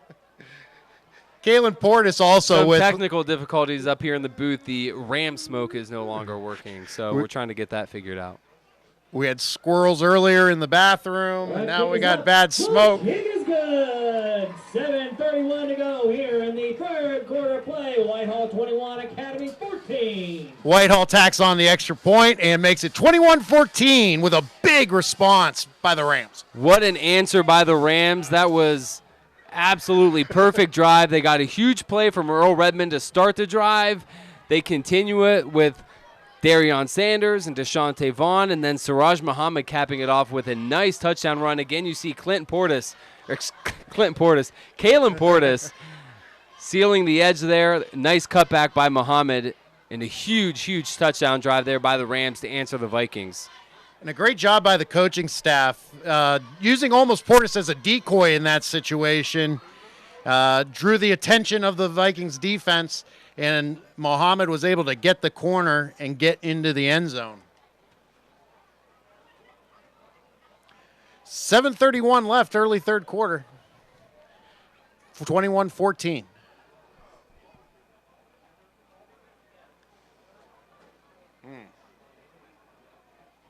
Skylar Wilichowski set to kick off for your Whitehall Rams. Jerome Buckner and Dorian Moultrie back deep for the Vikings. Wilichowski's been squibbing the ball off the kickoffs. Let's see if he can get them starting field position any further back than the 35 this time. Yeah, he's been obviously trying to keep it out of Buckner and Moultrie's hands back deep, so I'm be surprised to not see them employ the same strategy here, and they do. Oh, and it's almost an onside kick. It was squib. I don't think it was an intentional onside kick, but Columbus Academy going to start again in great field position at about the 48-yard line. Yeah, he kicked that ball right at Matthew Sailing, and that was actually a good job by him to field that cleanly. He kicked that so hard that wouldn't have been surprised to see it maybe come off his chest and be a really dangerous play there for the Vikings, but a good job. So now Waters leads the Vikings back out onto the field in great shape. Need an answer here, down 21-14, 7:30 left third quarter. Waters deploys 3 wideouts to the right, 1 to the left with a side cart. Fakes the handoff. Now going to throw deep. He's got a man, and there is going to be a flag. He was holding his arm downfield. The referees do call it. It'll be interference on number 3. That's Jalen Willis. I think that's a harsh call on Willis. Interference called against the Rams. He had his arm extended, you'll see here, but I don't know that he really hindered Buckner's ability to get to the football. It's tough to see from that angle. I think that might be a harsh call, but the Vikings going right back to the well there. They had the touchdown pass to Buckner on the last possession on the big third down. They go right back to it here on the first play of this possession. Coach Robin Miller must like some of these matchups when you're going downfield against these Whitehall corners. Oh, we saw Willis have such a good first half on the cornerback position. Waters another play fake, gets pressure, and now the pass is dropped on a little screen play. Pass falls incomplete. That was Davis Friedman. We saw him drop the interception earlier, and now here on the offensive end, unable to hang on to the football. The intended receiver on the play. That'll bring up a 2nd and 10. And he had some room there. It was a good play action fake. This is probably 4-down territory at this point for Columbus Academy, so you got a couple downs here to get 10. Waters in the shotgun. 1 running back to his right. 2 receivers to the right, 1 to the left. Tight end to the left. Waters rolls out to his right. He's going to go downfield again. He has a man wide open for a Viking touchdown.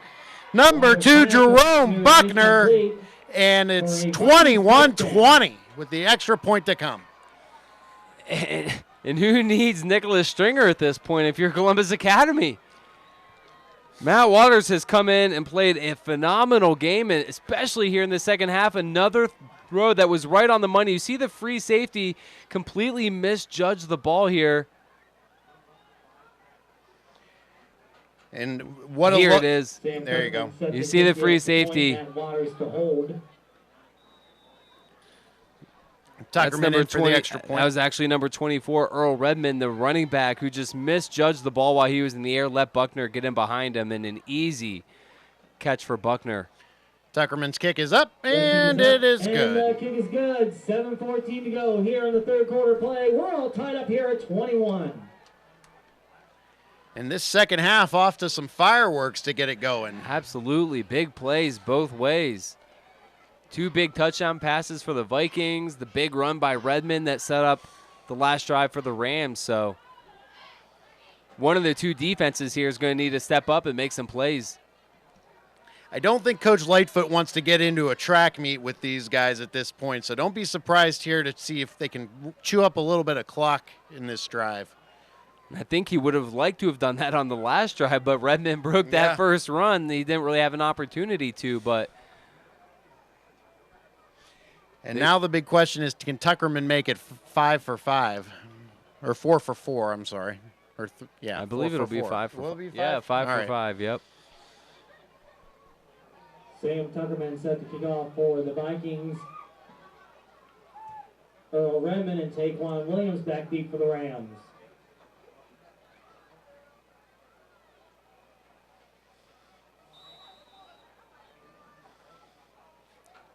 Coach Miller has definitely opened it up here to start the second half. Tuckerman approaches the ball, ready to hit it downfield, and actually misses this one a little bit, and it will be returned. Redmond takes the ball at the 10 to the 15 to the 20. He gets into a little bit of traffic, makes a couple guys miss, gets up towards midfield. A flag is down.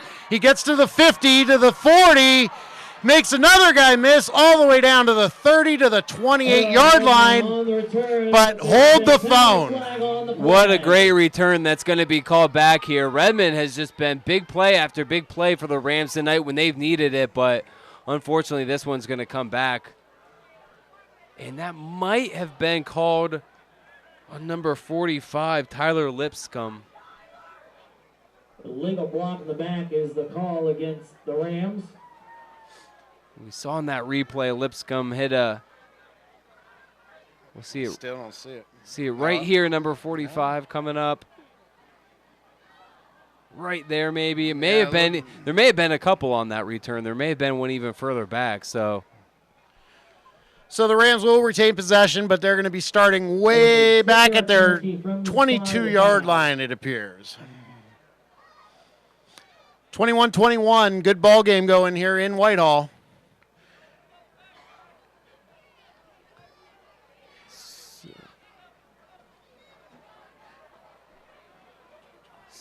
So it looks like they'll gain a yard as opposed to a touchback here. Whitehall have the ball first and 10 on their own 21-yard line.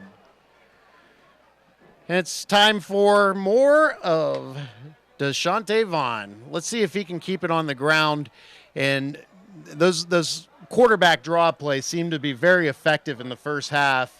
We'll see if we get the misdirection and the counter play is what we get going here in this drive. Yeah, absolutely. Using the receiver in motion a lot to try and keep the defense off balance, create some misdirections, and so far it's working. So the Rams take over first and 10 at the 21. Deshante Vaughn in the shotgun. Now they're short a man. They're only 10 on the field. Here comes number 11. And they're going to get delayed game here. They're going to have to burn a timeout. Timeout, Whitehall. They do get the timeout. Whitehall fans, next week your Whitehall Rams varsity football team will be at Grandview next Friday night at 7 o'clock. And then on Friday, October 9th, we welcome London in here at Whitehall Stadium for homecoming. Maybe right there, that block in the back on number 45 could have been the call. Both those games will kick off at 7. Again, next week we will be at Grandview. The following week, October 9th, we will be here for homecoming against London at 7 o'clock here in the stadium.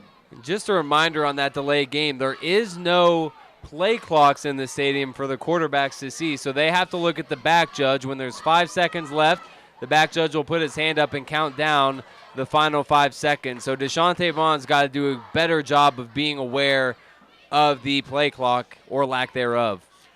So Coach Lightfoot down a timeout, but still 1st and 10.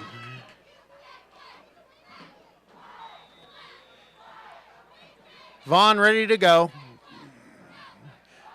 4 wideouts, sends man in motion, hands it to Redmond. Redmond met by 3 from the Vikings and goes down quickly, maybe lost a yard there. Sorry, that's Muhammad. No gain on the play, brings up 2nd down for the Rams.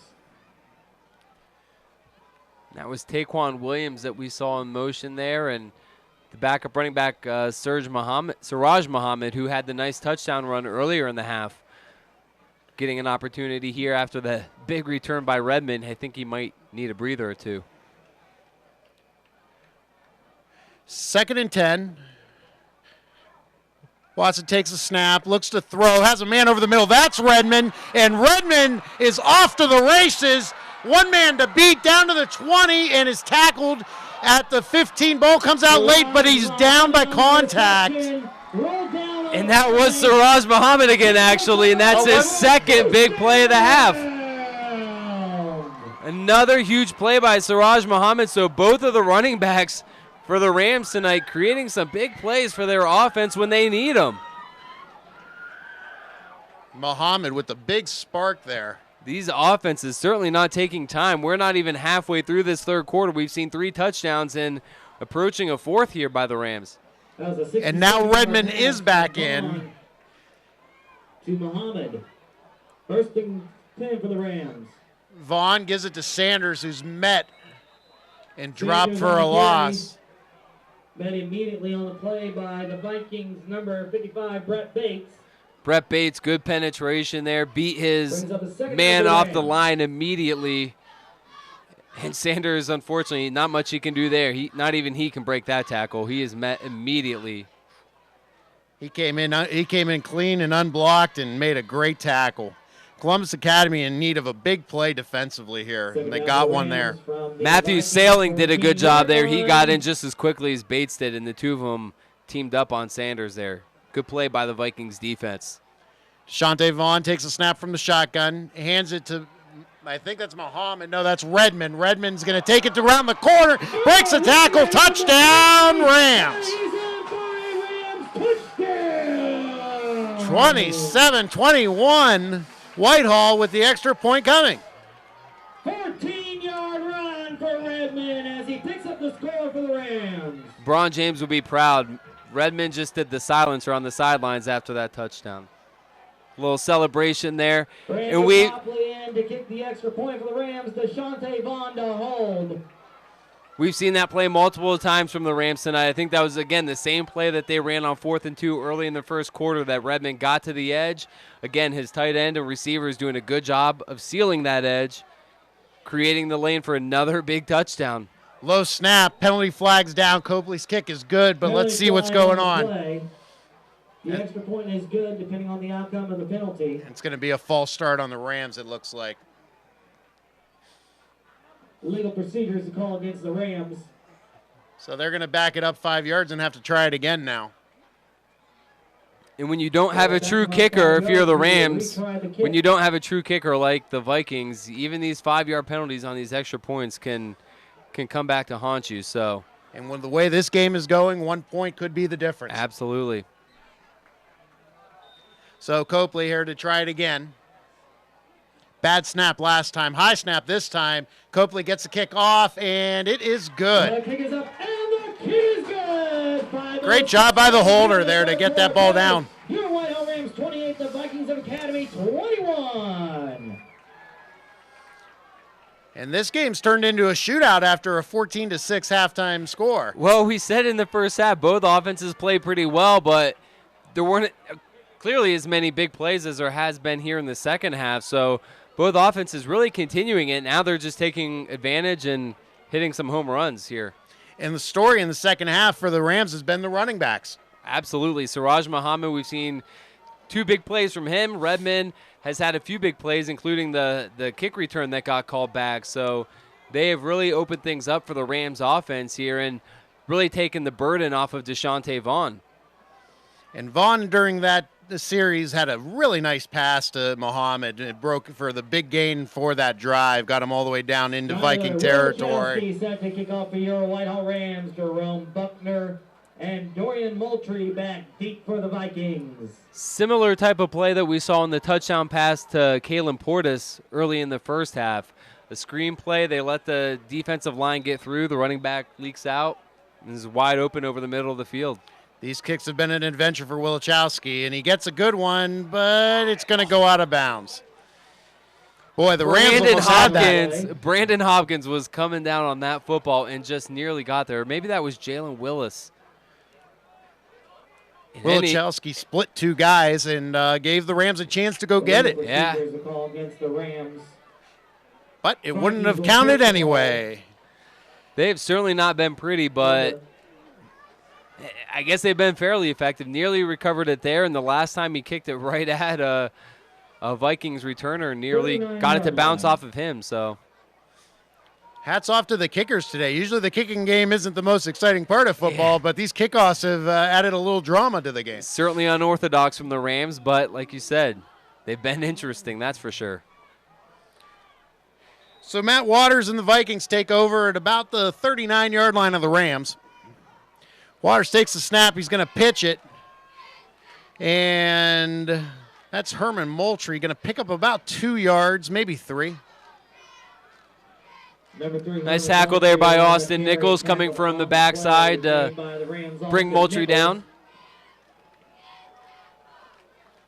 That'll bring up a 2nd and 6. Score on the play brings up 2nd and 6 for the Vikings at their own 43-yard line. Again, you saw Nichols get some penetration there, and then after the cutback by Moultrie was able to recover and make a nice tackle there. Waters sends a man in motion. He gives it to him. That's number 2, Herman Moultrie. And a flag down. I'm sorry, Jerome Buckner. Tackled by the Rams, Austin Nichols. I think a legal formation or maybe an illegal motion maybe.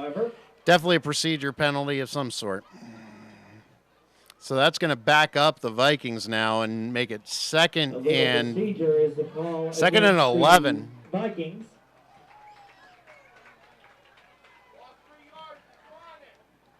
And Academy going the wrong way right now. And one of the gentlemen below us just made a good point. They lost 3 yards on that carry, so let's see if the Rams decline this penalty. And they did. Looks like they did, yep. So it will be 3rd down and about 8, it looks like. So now 3rd and 7.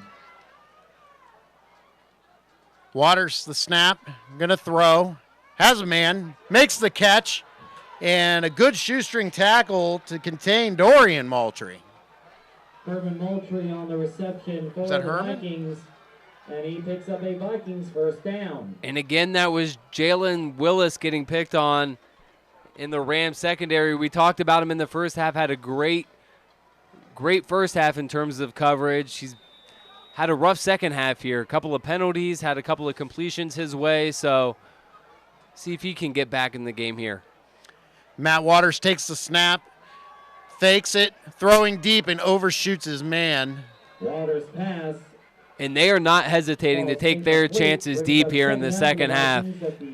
We definitely can see the adjustments Columbus Academy has made here coming out, and with the thought of throwing the ball and stretching this Whitehall defense. They clearly like the speed of Buckland and Moultrie on the edges, and they're going right at Jalen Willis. And Brandon Hopkins is on the corner on the other edge, so they've both had a rough second half here trying to contain the speed of the Vikings. Waters 2 in the backfield now. He's going to play fake it, roll out to his right, throw, has his man, and that's Moultrie again. Waters' pass is complete on the play. And this is the benefit of having a backup quarterback who started last year for this Vikings team. He knocked off a little rust in the early going, but he's familiar with the offense. It's not his first time playing the position, and he looks as comfortable as ever at this point in the game.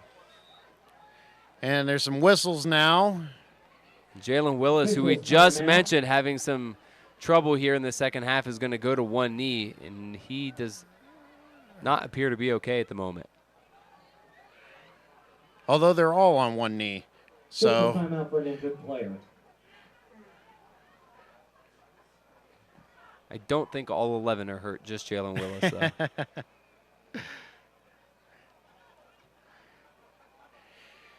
This is a big spot now for 3rd and 2 for Columbus Academy. Absolutely. You would imagine if you get into a 4th and 2 situation, you're in 4-down territory, but you don't want to take a big negative play here and put yourself in a position where you have to punt on 4th down or go for a 4th and long. So a big play coming up here for them. Especially with the way that the Rams are playing defensively right now. I mean, they need Columbus Academy needs to feel that success on this drive at some level. If they come out of here with no points or turning the ball over on downs, the momentum is completely in Whitehall's favor at that point. And right now, both defenses have a lot of pressure on them because right now both offenses are going blow for blow. And so one of the defenses has to step up, and they know that 3rd and 2 for the Vikings. they have to get a stop to not keep the pressure on their offense. That was Darian Sanders that was limping around a little bit, too, on the sideline. We want to make sure we keep an eye on that, as he may be their best playmaker on offense for the Rams. So it's 3rd and 2, and let's that's see gonna be on what the happens Rams, here. Offsides. Offsides is a call against the Rams. Waters might have got him to jump there. Result of the penalty is a 1st down for the Vikings. The linesman threw the flag, and like you said, I think he may have gone with the hard cat. Certainly did. You saw the... Absolutely. You see the head move there. Great job with the cadence by Waters. If the referees are going to let you get away with that, then take advantage of it. Absolutely. Sometimes they will call that, especially if the gyrations by the quarterback are too extreme. 1st and 10 now for the Vikings, and Water wants to go deep. He's got 2 men over there, and that ball is going to be intercepted and tackled at the 2-yard line, but it'll be Whitehall ball as it was intercepted by Taquan Williams. Big play for the Rams defense there. And that'll be good for a Whitehall 1st down. That was a huge play for the Rams defense. I can't blame Waters, though, that the Rams secondary has been a little skeptical here in the second half, so I don't blame him for taking a chance, but for the Rams at their own 3-yard line. Just well overthrew his receiver and an easy interception there for Taquan Williams. But the Rams are pinned inside their own 5 here, so a big opportunity for the Vikings defense. A good adjustment by the Rams defense on that play. Kept the safety deep and was able to come over and make that pick. The Academy had been drawing those safeties in, and that's why we saw some of those deep plays. Let's see if the Rams can do something with it. The give to 24 Redmond. Redmond to the 10-yard line is going to pick up about 6-7 yards. And that's an ideal play on 1st down. You get 7-8 yards, get out of the shadows of your own end zone, get yourself into a 2nd and short. And again, Kalen Portis, we've seen him in that fullback position. Brings up 2nd and 2 for the Rams at their own 11-yard line. He's created some good blocks tonight and opened some big lanes for his running backs, and he did it again there. Deshaunte Vaughn back under center now in the I formation. 2 wide receivers to the right and a tight end to the right. And they're going to misdirection, give the counter to the left, and Redmond's got a lot of room. Redmond to the 30, to the 40, to the 45, to midfield and out of bounds. He's been beating them to the edge all night. No difference here on this play. Whitehall stacked the right side and then went back to the left with Redmond, and it was naked on that side. And Herman Moultrie, who's not short of any speed for the Vikings, just couldn't beat Redmond to the edge there. Missed the tackle. Takes it up to the Whitehall 46-yard line. They'll have it 1st and 10. And we continue to see big chunks of yards by the Rams running backs here tonight. So the second half, they have been all over the place. Redmond stepped out back at the 54, where it'll be 1st and 10 for the Rams. Again, under center, I formation, 2 to the right, tight end to the left. Gives it to the fullback up the middle. Spins out of a tackle and still on his feet. Going to pick up about 7 yards on the play, maybe 8. Kalen Portis just dragging the entire Vikings defense there with him. Number 44, Davis Friedman, was the first to latch onto him, I think, and just couldn't bring him down. And I think this is what we expected when we were talking about last series with Coach Rod Lightfoot being able to wear down this team a little bit, keep his defense fresh. I mean, they started this drive on the 2-yard line. This is a big move here. Absolutely, and we saw in the first half it was a variety of receivers getting involved in the game. Second half, it's been the running backs. We've seen Redmond, Muhammad, now Kalen Portis looking like Icebox from Little Giants on that last play. So the running game has been very effective here in the second half of the Rams. Well, if it sticks with the eye, and why not? Pitches it to Redmond. This time, Columbus Academy sniffs it out, loses about 5 yards, and it'll bring up a 3rd and 9. And I'm not a big fan of that play. Redmond has 3rd down for the Rams. He's had success getting to the edge, but that's a deep eye that they run in a very deep pitch. I mean, he's 8 yards behind the line of scrimmage. When he gets that ball, you're really putting him at a disadvantage there. And it's so tough to go east-west against this team when you're that far back in the backfield getting the ball. Absolutely. So now it's 3rd and 8 for the Rams. Right at midfield, about the 48-yard line. And they will go out of the shotgun now Keep with an eye Vaughn. on Siraj Muhammad, the running back's lined up in the slot here. And a fumble by Vaughn on the snap, and he just falls on it. And that'll bring up 4th and plenty, and a punting situation for the Rams. And Siraj Muhammad, I think he may have been the target there, who is running a wheel route here on the near side of the field. They may have been going to take a shot deep for him, but like you mentioned, Vaughn couldn't handle the snap, and they'll have to punt. Actually, the snap hit Redmond as he was going by the quarterback, Vaughn. So it was a good snap. It just got a little discombobulated. Here's the punt. Gets it off. It's going to bounce right at the 30-yard line and then trickle down inside the 20 all the way down to the 17-yard line. By the Rams at the Academy's 17-yard line. There is a flag on the play. They will take over 1st and 10, and we have 40 seconds to go here in the 3rd quarter play. We'll see what the call is here. No indication yet. You would imagine there'd be a holding on one of the two teams. It's a personal foul against the Rams, so that's not going to be good for starting field position as far as the Rams are concerned, because you're going to get 15 more for the Vikings. And you can live with a punt, especially when you're able to pin a team inside the 20, and now you give it a personal foul that's going to put them on the other side of the 30. I mean, that's just a huge difference in the field position battle. Not quite sure what the refs are doing here. They haven't moved the ball yet. They may be picking this flag up.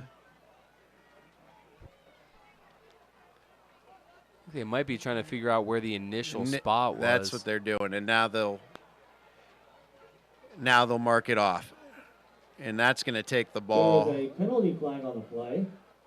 All the way to, Personal foul against the Rams. like you said, past the 30, almost to the 35.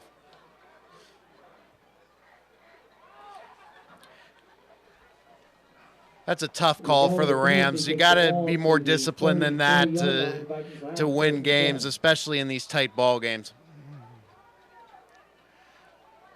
So now the Vikings take over, 1st and 10. And sacked all the way back to the 20-yard line. Eric Moss, what a play. By the Rams, Eric Moss on the play. We haven't called his name too much tonight, but in the last few games, Eric Moss has been huge in supporting the run game. To the 22-yard line. Got through the offensive line there immediately, and that's a huge play to make up for the penalty there by Eric Moss. So helping out his teammates. And that is going to be the final play of the 3rd quarter this evening. And at the end of 3, your Whitehall Rams 28, the Columbus Academy Vikings 21. So we come to the end of the 3rd quarter, 28-21 Rams. We'll be right back. WOCB, scoreonair.com.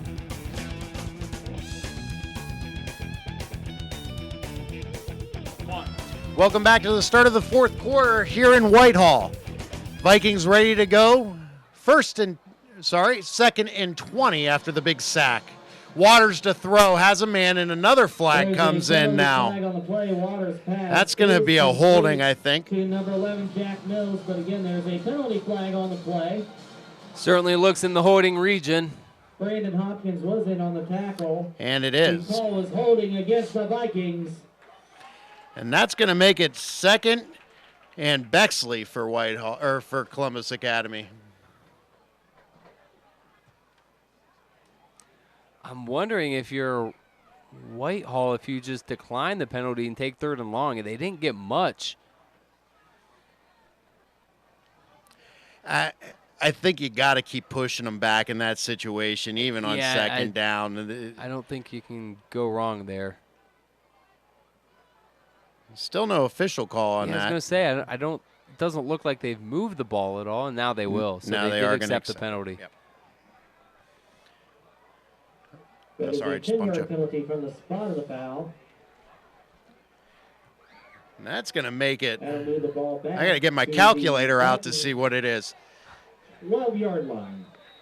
It looks like 2nd down and about 32. 30, yeah, I was going to 2nd and 30. 2nd and 32. High snap, Waters handles it, and now he's going to take off on the run. Design quarterback draw, has some room and is run out after about a gain of half of that 32.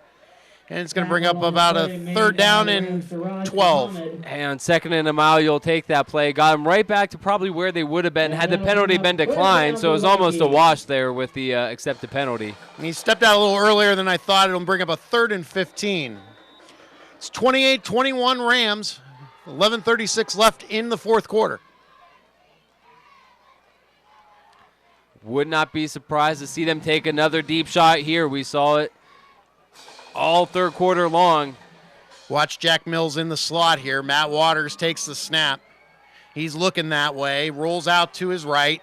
Now he throws and dropped. Pass is incomplete. Incomplete to Out of the hands of Moultrie. number 8, Dorian Moultrie. That was right through the hands of And Dorian now the ball Moultrie, is and fourth down. that was right at the marker. He should have had that. It was going to be real close to a 1st down. That was a heck of a throw on the run by Waters.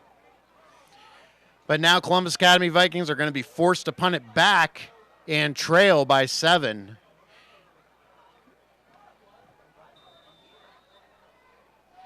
Tuckerman back to receive the snap. Sam Tuckerman set Redmond back for Whitehall to return. Watch out for Redmond. He's had a huge second half here Tuckerman so far. gets it off under some pressure. That is a Redmond's going beautiful to punt. make the play, and it's returnable. Takes it to the 40 to the 50 and gets run out of bounds after a nice return to the Columbus Academy 46-yard line. Play made by number 56, Dalen DeCree. Man, Tucker's going to have a Redmond choice of returns the ball punter or up to the kicker in Vikings college. 45-yard line. Whitehall take over 1st and 10. That was a beautiful punt by Tuckerman, but a good return there by Redmond, and they start in Vikings territory here. With 11:21 left and a 7-point lead already, this next score is going to be huge for this game. Yeah, if they could put up another 7 points here, you're really going to put the Vikings in trouble. Deshante Vaughn in the shotgun. He's going to keep it on the draw and is tackled immediately for no gain. Deshante Vaughn, the ball carrier, tackled. Good job there by Max Rocco. Max Rocco of the Vikings. Rocco got through, wrapped him up, Now bring and up did second not down let for go. Rams From the Vikings 46-yard line. Correction, 45-yard line. See Rocco in that right tackle position there. Almost untouched. And Deshante Vaughn there, he had the pulling guard coming around, and he didn't go the way that the play was designed. Almost ran it up the middle and ran right into the tackle where the guard left. Sure did. So 2nd and 10. He's going to throw a screen pass out to the right to Sanders. Vaughn's pass to Sanders is complete. I'd like to see Vaughn get that one out there a little bit quicker. He kind of floated that one, and Sanders kind of had to wait. Gave the defense some time to pursue him and get in position to make the tackle. And Columbus Academy with a big chance here to maybe get the ball back on a punt if they can hold on 3rd down. Like you said, that ball was floated, and it really gave them no chance to get going upfield at all. 3rd and 9. DeShante Vaughn flanked by one. 2 wide receivers to the right, 2 to the left. Sanders in the slot left. Vaughn takes a snap. He's back to throw. Throws down the field. He's got a man wide open. Caught by Jerome Buckner. Touchdown for Copley. I'm sorry. What a throw by DeShante Vaughn. We talked about Brandon Copley in the first half. One of the more trusted receivers on this team. He beat his defender, and another huge play here in the second half. That's been the storyline of the second half here. Big play after big play. In a breakout game for this offense, and they really might be finding some things out and coming out of their show here. Finally, this Rams offense. And Copley with the extra point gets all 7. And now the Vikings are down 14 and have their work cut out for them. The Rams came into this game having scored only 47 points total on this season. They've got 35 here tonight with a little over 9.5 minutes left. So a performance that head coach Rod Lightfoot's going to be absolutely thrilled about if they can hang on for the victory.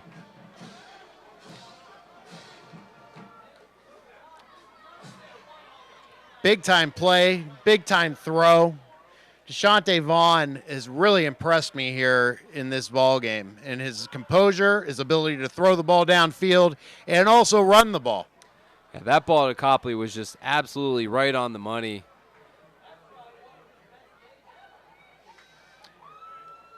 And this is certainly his best game of the season, and be one of the best games he's played here in a Rams uniform. Now we get to see Wilichowski and what he's going to do on this kick. The last couple times have been, well, the last one went between a couple of the up guys, and then the other one hit one of the up guys. I was just looking at number 44, Davis Freeman. He was just yelling at one of the guys in the third tier to either move closer forward or get more towards the sideline. Who knows where this one's going? Wilichowski kicks it right at a man in the up. I think that was Starling again. Vikings. It was. And it was. At their own 45-yard line. I'm sure he's on the hands team with what we've seen from him so far on these squib kicks tonight. Now Columbus Academy, trailing 14, needs to get busy. Waters has definitely impressed, especially here in the second half, being able to extend the plays and then get the ball downfield to his speedy wide receivers. He's going to need to do a lot of the same here on this drive to get them back in it. Waters in the shotgun, takes a snap, hands it off to the motion man. Now he looks to throw, and he's wide open. There's a flag down. That was Jerome Buckner. And down to the 18 is Columbus Academy, but let's see what this flag is. Buckner was a nice throw to Dorian Moultrie, but it's going to come back with a holding. And it is coming back. Wide open on that play was Dorian Moultrie. He made the nice catch, but all for naught. Head coach Robin Miller feeling maybe a little pressure, down 14 points. 9.5 minutes left, thinking that his team needs a big play, and they had it if not for the penalty. 5404. WA 5404. If that is your car, it needs to be moved immediately. Anybody's car up here? Yukon license plate number W. I think we're all good here in the booth. 5404, that needs to be moved immediately from the team bus so that we can move the team bus. GMC Yukon license plate number WA5404 needs to be moved immediately. Ladies and gentlemen, if you're coming to a high school game, please don't block in the buses. These people need to go home after these games. So now Columbus Academy is in a big hole. 1st and 20 all the way back to the 33-yard line. Result of the penalty brings up 1st and 23 from the Vikings 32-yard line. Waters nice catch there by Herman Moultrie. Waters' pass is complete to number 3, Herman Moultrie. Good job to get some of that yardage back there. You don't need to get it all on first down. Up a Vikings 2nd down. Picks up about 8 or 9. And as we take a look at it again, the little play fake opens up the middle. He did a good job of looking off his wide receivers. Sure did. So here's a throw, a little screen pass. He breaks a tackle. That's Moultrie again. Over the 50 to the 45. Picks up the first down. I'm sorry, that was Buckner. Some of these silver numbers on the Vikings jerseys are kind of hard to see up here in the booth. And Academy's marching now as they pick up that first down after being first and 23 after the holding penalty. So the play first down for the Vikings at the Whitehall 43-yard line. And no panic from Waters. I can't stress how impressed I've been with him. His first start of the season, first start since last season as the backup quarterback, and officials timeout. He's looked calm, cool, and collected in the pocket here tonight. Now the Rams running in a guy a little bit late. And they're holding up the play clock to get the ball spotted and ready to go. And they're set. They blow the whistle, and Waters is ready to take the snap in the shotgun, fakes the handoff, fakes the throw to the left, now being flushed to the left. Still trying to get rid of it. Does a nice job to do that as he gets outside the pocket and just throws it out of bounds. Yeah, he was getting pressured there by Jawan Hammock. And a good job, like you said, to just throw the ball. And now they're going to throw a flag for intentional grounding here. And no, I think it's going to be a personal foul after the play. We saw last week a strange intentional grounding call.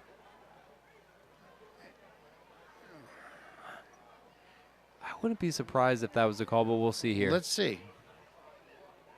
I thought he was outside the pocket and was able to get it to the line of scrimmage. I didn't think that was an issue. Now they are going to pick it up because of that fact. We saw last week in the game the Bexley quarterback got clearly out of the pocket and threw the ball away, and they called a very strange intentional grounding. So thought they might make the same call here, but they pick it up. The penalty flag is waved off. So it'll be 2nd and 10 for the Vikings. 8:14 left, fourth quarter.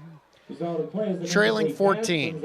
Second down for the Vikings from the Whitehall 44-yard line. And strange, we saw 2 flags there, so clearly the referees both threw the flag for the same thing, and maybe a little confusion on the interpretation of the rule.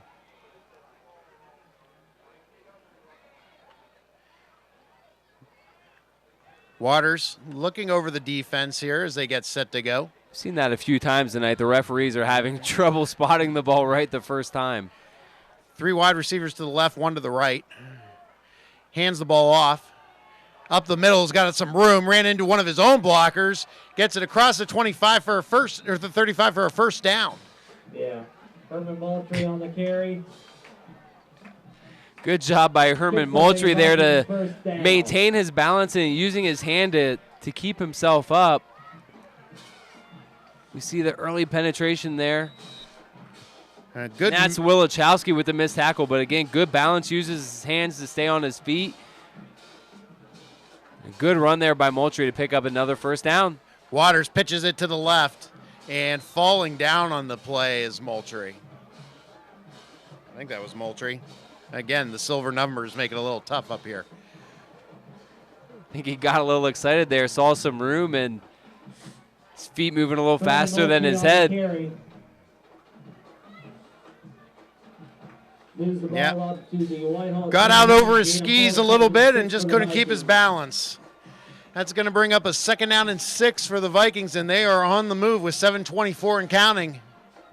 Still Down plenty 2 of time scores for the Vikings if they can get a touchdown here. High snap. Waters handles it, but he's going to be sacked. And he went down hard. That was Ravonte Hinton. 67, Ravonte Hinton. Hinton gets into the backfield and completely explodes that play after the high snap. Waters didn't even have time to look downfield before Hinton was in his back pocket. You're absolutely right. That high snap threw the timing of that play off just a little bit, gave Hinton time to get through, and Waters was never really able to recover there. So big 3rd down here. And again, you don't have to get it all here. Just get 8, 9, 10 yards if you can and put yourself in 4th and manageable. 3rd and 15. Waters takes the snap. He's got pressure from behind. I don't know if he sees it, but he gets rid of the ball, and it's going to be caught, I believe. No, now it's intercepted. Intercepted. What an interception. And that was Tyquan Williams again. Will take over 1st and 10 from their own 4-yard line. Waters took a chance throwing it into double coverage and an outstanding play on a jump ball that anybody could have had. And Waters he's played a fantastic game for his first start of the season, but that's now 2 throws in the second half here. We've seen him make into double coverage. Tyquan Williams, the safety, the beneficiary on both of them, coming up with now his second interception. And that is really going to hurt the Vikings if the Rams can get out of the shadows of their own end zone and pick up a couple of first down here, run some more time off the clock, they're really going to be in trouble. Deshaunte Vaughn gets into the huddle a little bit late here. And the Rams break. 1st and 10 from the 3-yard line. And again, a late arrival to the field here for the Rams. It looks like that's the right guard, Austin Nichols, who comes on late. For as clean as this first half was, this second half has done a polar opposite. As now we get a There's going to be another delay game, actually, it looks like. Delay a game. Would have been a false start if they didn't run out of time. And maybe Nichols a little too excited celebrating with his teammates on the sidelines after the interception. Forgot to go out on the field for offense. The good news is you're so far back, you're only going to lose 1.5 yards. Exactly. So you still got to keep the same game plan. We're going to run the ball and get it out of there. Brings up 1st and 12 from the 2-yard line. So the Rams in the shadow of their own goalposts at this point, trying to create a little bit of room here and burn a little bit of clock. Let's see if maybe they give it to Kalen Portis here in the fullback position. Quick handoff. They do, and he's up the middle and carrying a couple defenders and picks up about 3 yards. Takes it out to the 5, and where it'll be 2nd and 10. Not a huge game, but just creates, like you said, On the carry. three more yards or so, and just creates a little more space for the offense to work. Clock continues to run now, under 6 minutes to go in the 4th quarter. And that's the most important thing right now. The clock is definitely against the Vikings if they can't get a stop here. Now Vaughn will go back to the shotgun. I believe that's Redmond on his side. It is, and Vaughn will keep it on the ground, go up the middle for a couple. Deshaunte Vaughn on the carry.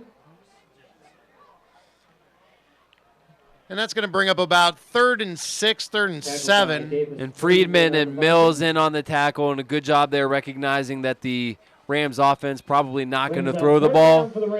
They keyed in on Vaughn and got to him immediately. Let's see here if Coach Lightfoot is going to put it willing to put it in the air at all and maybe try to seal this game.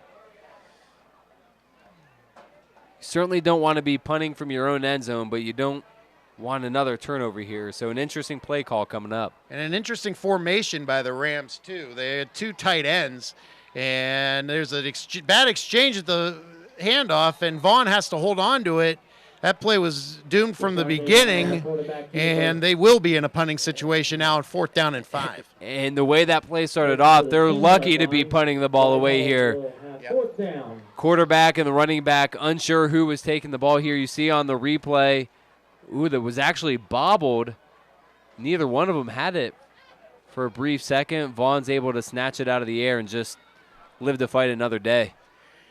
Now a big spot for Skylar Wilikowski. For the Rams, back deep for the Vikings. He'll be punting out of the end zone, and you don't want a big momentum play here if you're the Rams. You got to just get this ball out. And if this ball were to go over his head or be a sloppy snap, just knock it out of the back of the end zone.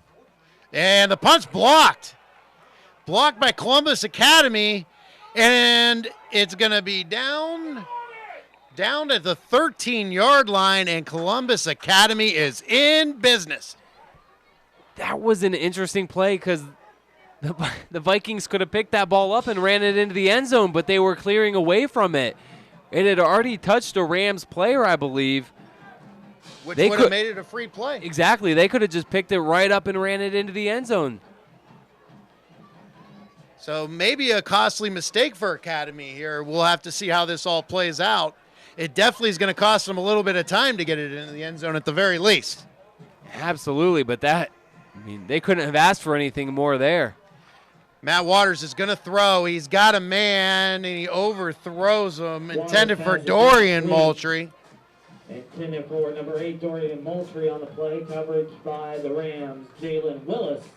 And again, he overshoots him, but it's the better of the two scenarios. You'd rather overshoot him than underthrow and risk an interception. Moultrie was open on the play, so it certainly missed an had him. opportunity there. Waters ready to go now on 2nd down and 10. In the shotgun. He's flanked by Davis Friedman, the fullback. Takes a snap. He looks to throw. He's being flushed and pressured and rolls out to the right and throws it at the feet of number 3, Chris Herman Moultrie. And that was hitting in Eric Moss. That's now a few times in the second half we've seen Moss be able to get some pressure on Waters, and now Waters is coming off the field, it looks like. And you know, after that last interception, Moss was the one who put the hit on him while he was throwing, and he came off a little shaky after the last possession. So he's getting a little banged up here in the second half with the pressure from the Rams defense. Sorry, that's Sailing that's coming off a little hobbled. Waters is still out there and able-bodied and fine.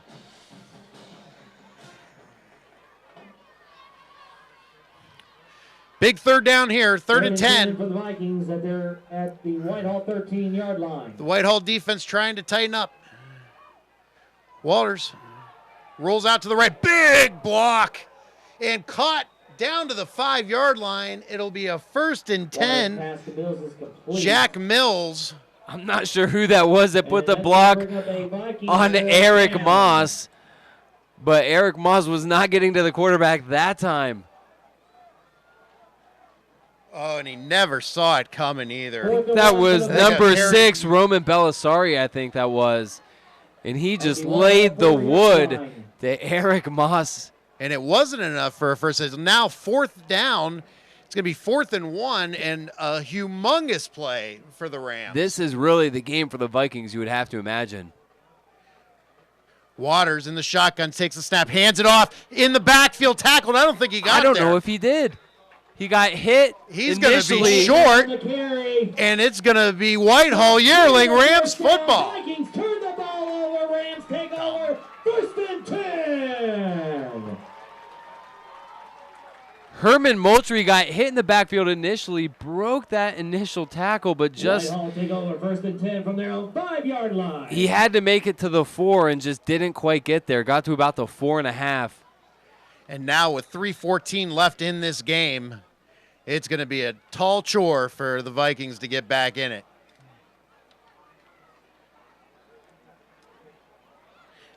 Deshaunte Vaughn in the shotgun.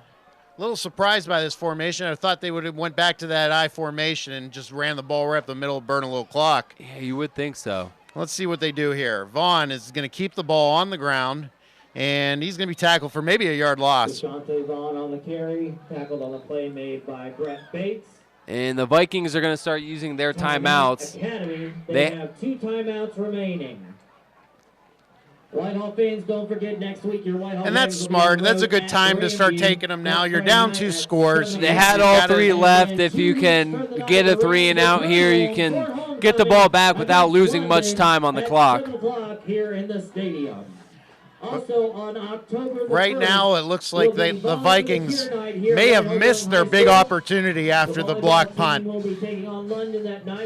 Yeah, they're going to be really disappointed when they look at the film tomorrow, knowing they got the ball back at inside the 15-yard line and weren't able to take advantage. And we're watching the replay now of that catch, and I'll tell you what, that wasn't a great spot that Columbus Academy got on that play. That certainly was not. Yeah, and then certainly looked like he got to the 4-yard line at least there. And then also, if you're Columbus Academy, you got to look back to that first play from scrimmage after the block punt. He had a wide open man and just kind of overshot him. Yep. So it's 2nd down and 10 now for the Rams. But crazier things have happened. Like we said, they still have 2 more timeouts. If they can force a 3 and out, they'll get the ball back without losing too much time. But nonetheless, a big missed opportunity. Vaughn going to keep it on the ground again and is met immediately. Flag comes in. Flag on the play. That's in the ball carrier. That's in the territory for holding.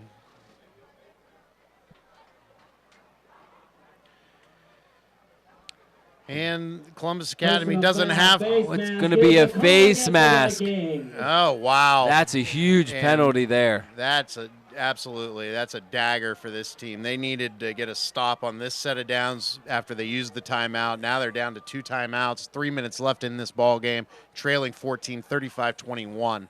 Yeah, and unless they get a takeaway here, that penalty just might be the nail in the coffin for them. Just might be the nail in the coffin if they're unable to get a takeaway of some kind here. Now the Rams really only need to get maybe one more first down to seal this thing. Absolutely.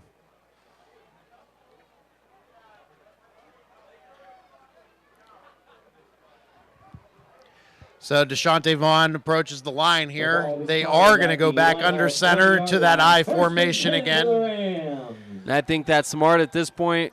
Protect the football, and you're going to win the football game. Let's see if they go back to Portis here, the sure-handed big man who can just get some yards by carrying guys and has done that the whole game. And now the clock is running, so DeShante Vaughn's going to be looking at the back judge, I think.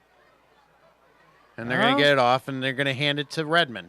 I'm sorry, that's Muhammad. Siraj Muhammad on the carry, tackled on the play, made immediately by the Rams, Jeremiah Mills. And now the Vikings will take a timeout with 2:33 remaining. Timeout Academy. They have 1 timeout remaining. And I think they could have ran off a little bit more time there. The back judge had yet to put up his hand for the 5-second warning on the play clock. Anytime you're talking about a close game, those 5 seconds, 6 seconds, those are the times that you really need to be on your game and sharp and know how much time's left. Absolutely. You have to be very cognizant of the fact that the clock is running after the penalty, and like you said, use as much time as you possibly can there. So Yearling is on the verge of a very big win, a conference win here in the Mid-State League. This would be a huge win for them. They are the defending champions. They went, I believe, 4-1 or 5-1 in the league last year and won the league. So this would get them back to 1-1 for the year in the league. 2-9 for the Rams. 2-3 overall on the season. So 2nd and 9 for the Rams. Vaughn under center. Muhammad the tailback. Portis the up back. They're going to pitch it to Muhammad. Muhammad has some room. He's around the corner to the right, and a great tackle. Maybe a game-saving tackle. That was, I think that was Herman Moultrie, I believe. Timeout Academy. That is their final timeout of the game.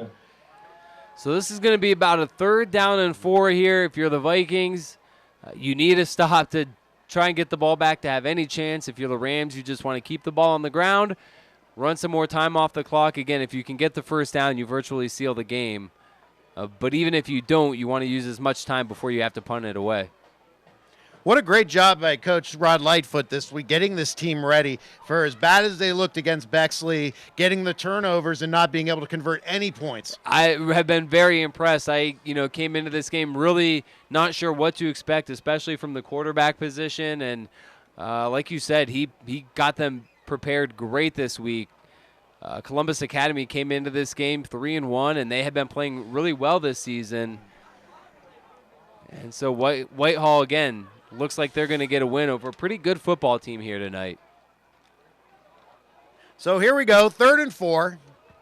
Biggest play of the game so far. 3rd and 4 for the Rams on their own 26-yard line. Rams come out in that I stack again. Vaughn under center, takes the snap, and he's going to pitch it. And trying to get the corner is Muhammad, and he's got nowhere to go as the Vikings chase him down. And with 2:15 left in the clock rolling, it's going to be punting time for the Rams. And that was a smart play by Siraj Muhammad. You'll see on the replay here, he started getting towards the edge. He realized he did not want to go out of bounds to stop the clock. So, you know what, I'm just going to stop it, cut back, and go down and let some more time tick off the clock. You know, we were talking about those precious seconds. He did a good job of not even just going down, trying to stay on his feet and keep that play going as long as he could. Absolutely. Great job of him being aware of the situation, and a lot of that comes from coaching. A good job by the coaching staff to make him aware that if the first down's not there, to just go down, and they're going to punt this ball with under a minute and a half left in the game. Let's make sure here. We get Vaughn's number one job is to make sure to handle this snap and get it out. But first there'll be a timeout. Again, ladies and gentlemen, we have $1 hot dog and pizza at the concession stands. $1 hot dog and pizza at the concession stand. The Rams trying to get back into this conference at 1-3. Again, you mentioned they were the defending champs last year. A tough start this year. They lost to Bexley last week, 35-0. And you got the Columbus Academy Vikings coming off the big win against Grandview Heights in another shootout, 44-37. So this is a huge moment for the Rams. They got to make sure they get this punt out. Yeah, absolutely. And they will travel to Grandview next week to take on the Bobcats of Grandview Heights. So they will certainly go back and look at the game film from last week between Columbus Academy and Grandview Heights and see what Columbus Academy did to be successful, and hope to have the same success on the road next week. So Vaughn back to try to get this punt out. And like you said, that's all they have to do. Just get the punt off. No blocks, no botch snaps or anything. Just get the punt off here. Back at the 45 is Buckner. And a drop the snap, and the Vikings are going to take over now at the 11-yard line. And the only thing you couldn't do, you did. From the Whitehall 12-yard line. I'm speechless. I don't know how you let that happen. The snap was a little low, but certainly manageable, and he certainly should have fielded that and been able to get the punt off. And that's now 2 possessions in a row, or 2 punts in a row in their own territory that they've botched and giving. And they're lucky to be up 14 at this point. Yeah, giving Columbus Academy the ball inside the 15. So now let's see what Matt Waters can do. They need 14 points, so it would have to be a quick score and maybe an onside kick. He fakes the throw to the right, now comes back left. Tipped up in the air and intercepted by Whitehall. They're going to win this game. He returns it to the 30, and he's going to go down at the 42-yard line. Intercepted. Flags on the play. This return may come back, but that's Taquan Williams' 3rd interception of the game now, and another late flag comes in. So all kinds of laundry on the field here. On the play. An injured player down. Timeout for an injured player. And that's the interceptee, Taquan Williams, that's down. Again, his 3rd interception of the game, and that's going to seal it for the Rams here. And again, we saw some late flags at this point in the game. You don't want to see any dirty play or flags on the play. However, we have an official's timeout for an injured player. You don't want to see anything ruin what's been such a great game at this point. I think every one of the refs got their flag out. I see 4 at least there's 5, so there's definitely some yellow on the field. Well, we've got 5 referees, and there are 5 flags. There's 3 near where the interception occurred, 1 over here on the near side, and a 5th over on the far side. The interceptor on that play. And they're going to sort it out here, and let's see what we got. But the interception will stand, and that's going to about seal it for the Rams. I think I should correct myself. I think I called him the interceptee, but he's the interceptor. Little suffix technicality, yeah, no big deal. That's right. And let's see what. So minute 8 left in the game. No timeouts left for Columbus Academy. Penalty against the Rams. So they're going to be back inside their own 10, maybe even inside their own 5. But if they just take a couple knees, this ball game will be over. Doug Murphy, really, the head referee, Doug Murphy, busy at the moment, trying to decipher all this madness. A minute 8 left in the game. Whitehall Yearling Rams 35, Columbus Academy Vikings 21. In what has been a great ball game for the most part, a lot of action, a lot of big plays. Yeah, absolutely. The second half has been, incredibly exciting. There's going to be a holding after the interception. I thought there might have been a personal foul because there was a late flag. Rams, one for holding and one for a personal foul. So the personal foul was on the Rams, not on the Vikings. So they're going to be, I think the referee's going to run out of room here to penalize them. They'll be starting in the parking lot in front of the team bus, I think. But actually, they're going to mark it back to the 4-yard line, which is going to make it so that they can't take knees. They're going to have to run the ball forward. And anytime you're handing the ball off, especially these last few series that we've seen with the Rams, you got to be careful and just make sure you're taking care of the ball and protecting the ball. And it looks like they are going to line up in a victory formation. So they're going to do their best to take a knee. Just get down right away so he takes a knee at about the 2. And Academy Vaughn will take a knee to run the clock out. has waved the white flag. They will have to run one more play, I believe. 57 and counting.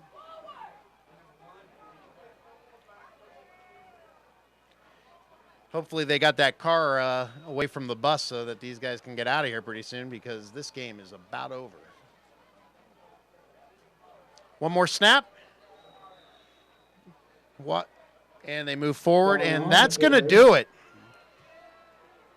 Leans forward. Or are they going to have to run one more? Let's see. Nope, that's going to be the ball game. I think they are going to have to run one more play. I don't think anybody knows. It was too close. Nope. That is the ball game. Ladies and gentlemen, your final score. And the Rams of Whitehall get the big bounce back win and take out Columbus Academy. Final score from Yearling, 35 Rams, 21 Vikings. This has been WOCB, ScoreOnAir.com.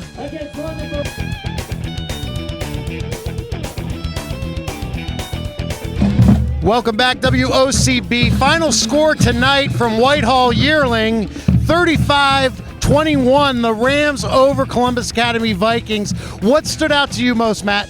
I think it had to be the performance of Deshaunte Vaughn. We weren't sure if he was even going to be the starting quarterback coming into the game. We saw him in the first half have a lot of success going to different receivers. In the second half, it was the running game. Siraj Muhammad, Earl Redmond, and Kalen Portis, all of them having some big plays in the second half, and it was a great performance by the Rams. And then I think on the other side of the ball, the biggest difference was the interception. Waters played very well. In the first half, they had to settle for field goals, which really hurt them down at the end. Yeah, both teams had a lot of big plays in the second half. Waters came out in the second half making 2 big touchdown throws to Buckland. But like you said, the interceptions. Taquan Williams had 3 interceptions in the second half. They just couldn't quite take advantage of the opportunities that they got at the end of the game. But again, overall, a pretty good performance for his first start of the year. And maybe a tale of 2 halves. That first half played very clean. It was very exciting. That second half, you saw the interceptions, the punt blocks, all the penalty flags. It wasn't a clean half. It was an entertaining half, though. Yeah, again, all the big plays. Certainly a very entertaining half, but both coaches will want the penalties cleaned up and certainly the turnovers in terms of Columbus Academy. But a big win for Whitehall Yearling to get to 2-3. They will go to Grandview next week. And then, of course, Columbus Academy will drop to 3-2. So a good performance by the Rams here tonight. Looking forward to the next time. For Matt Herchek, I'm Jake Safranco, WOCB, ScoreOnAir.com. Thanks for watching.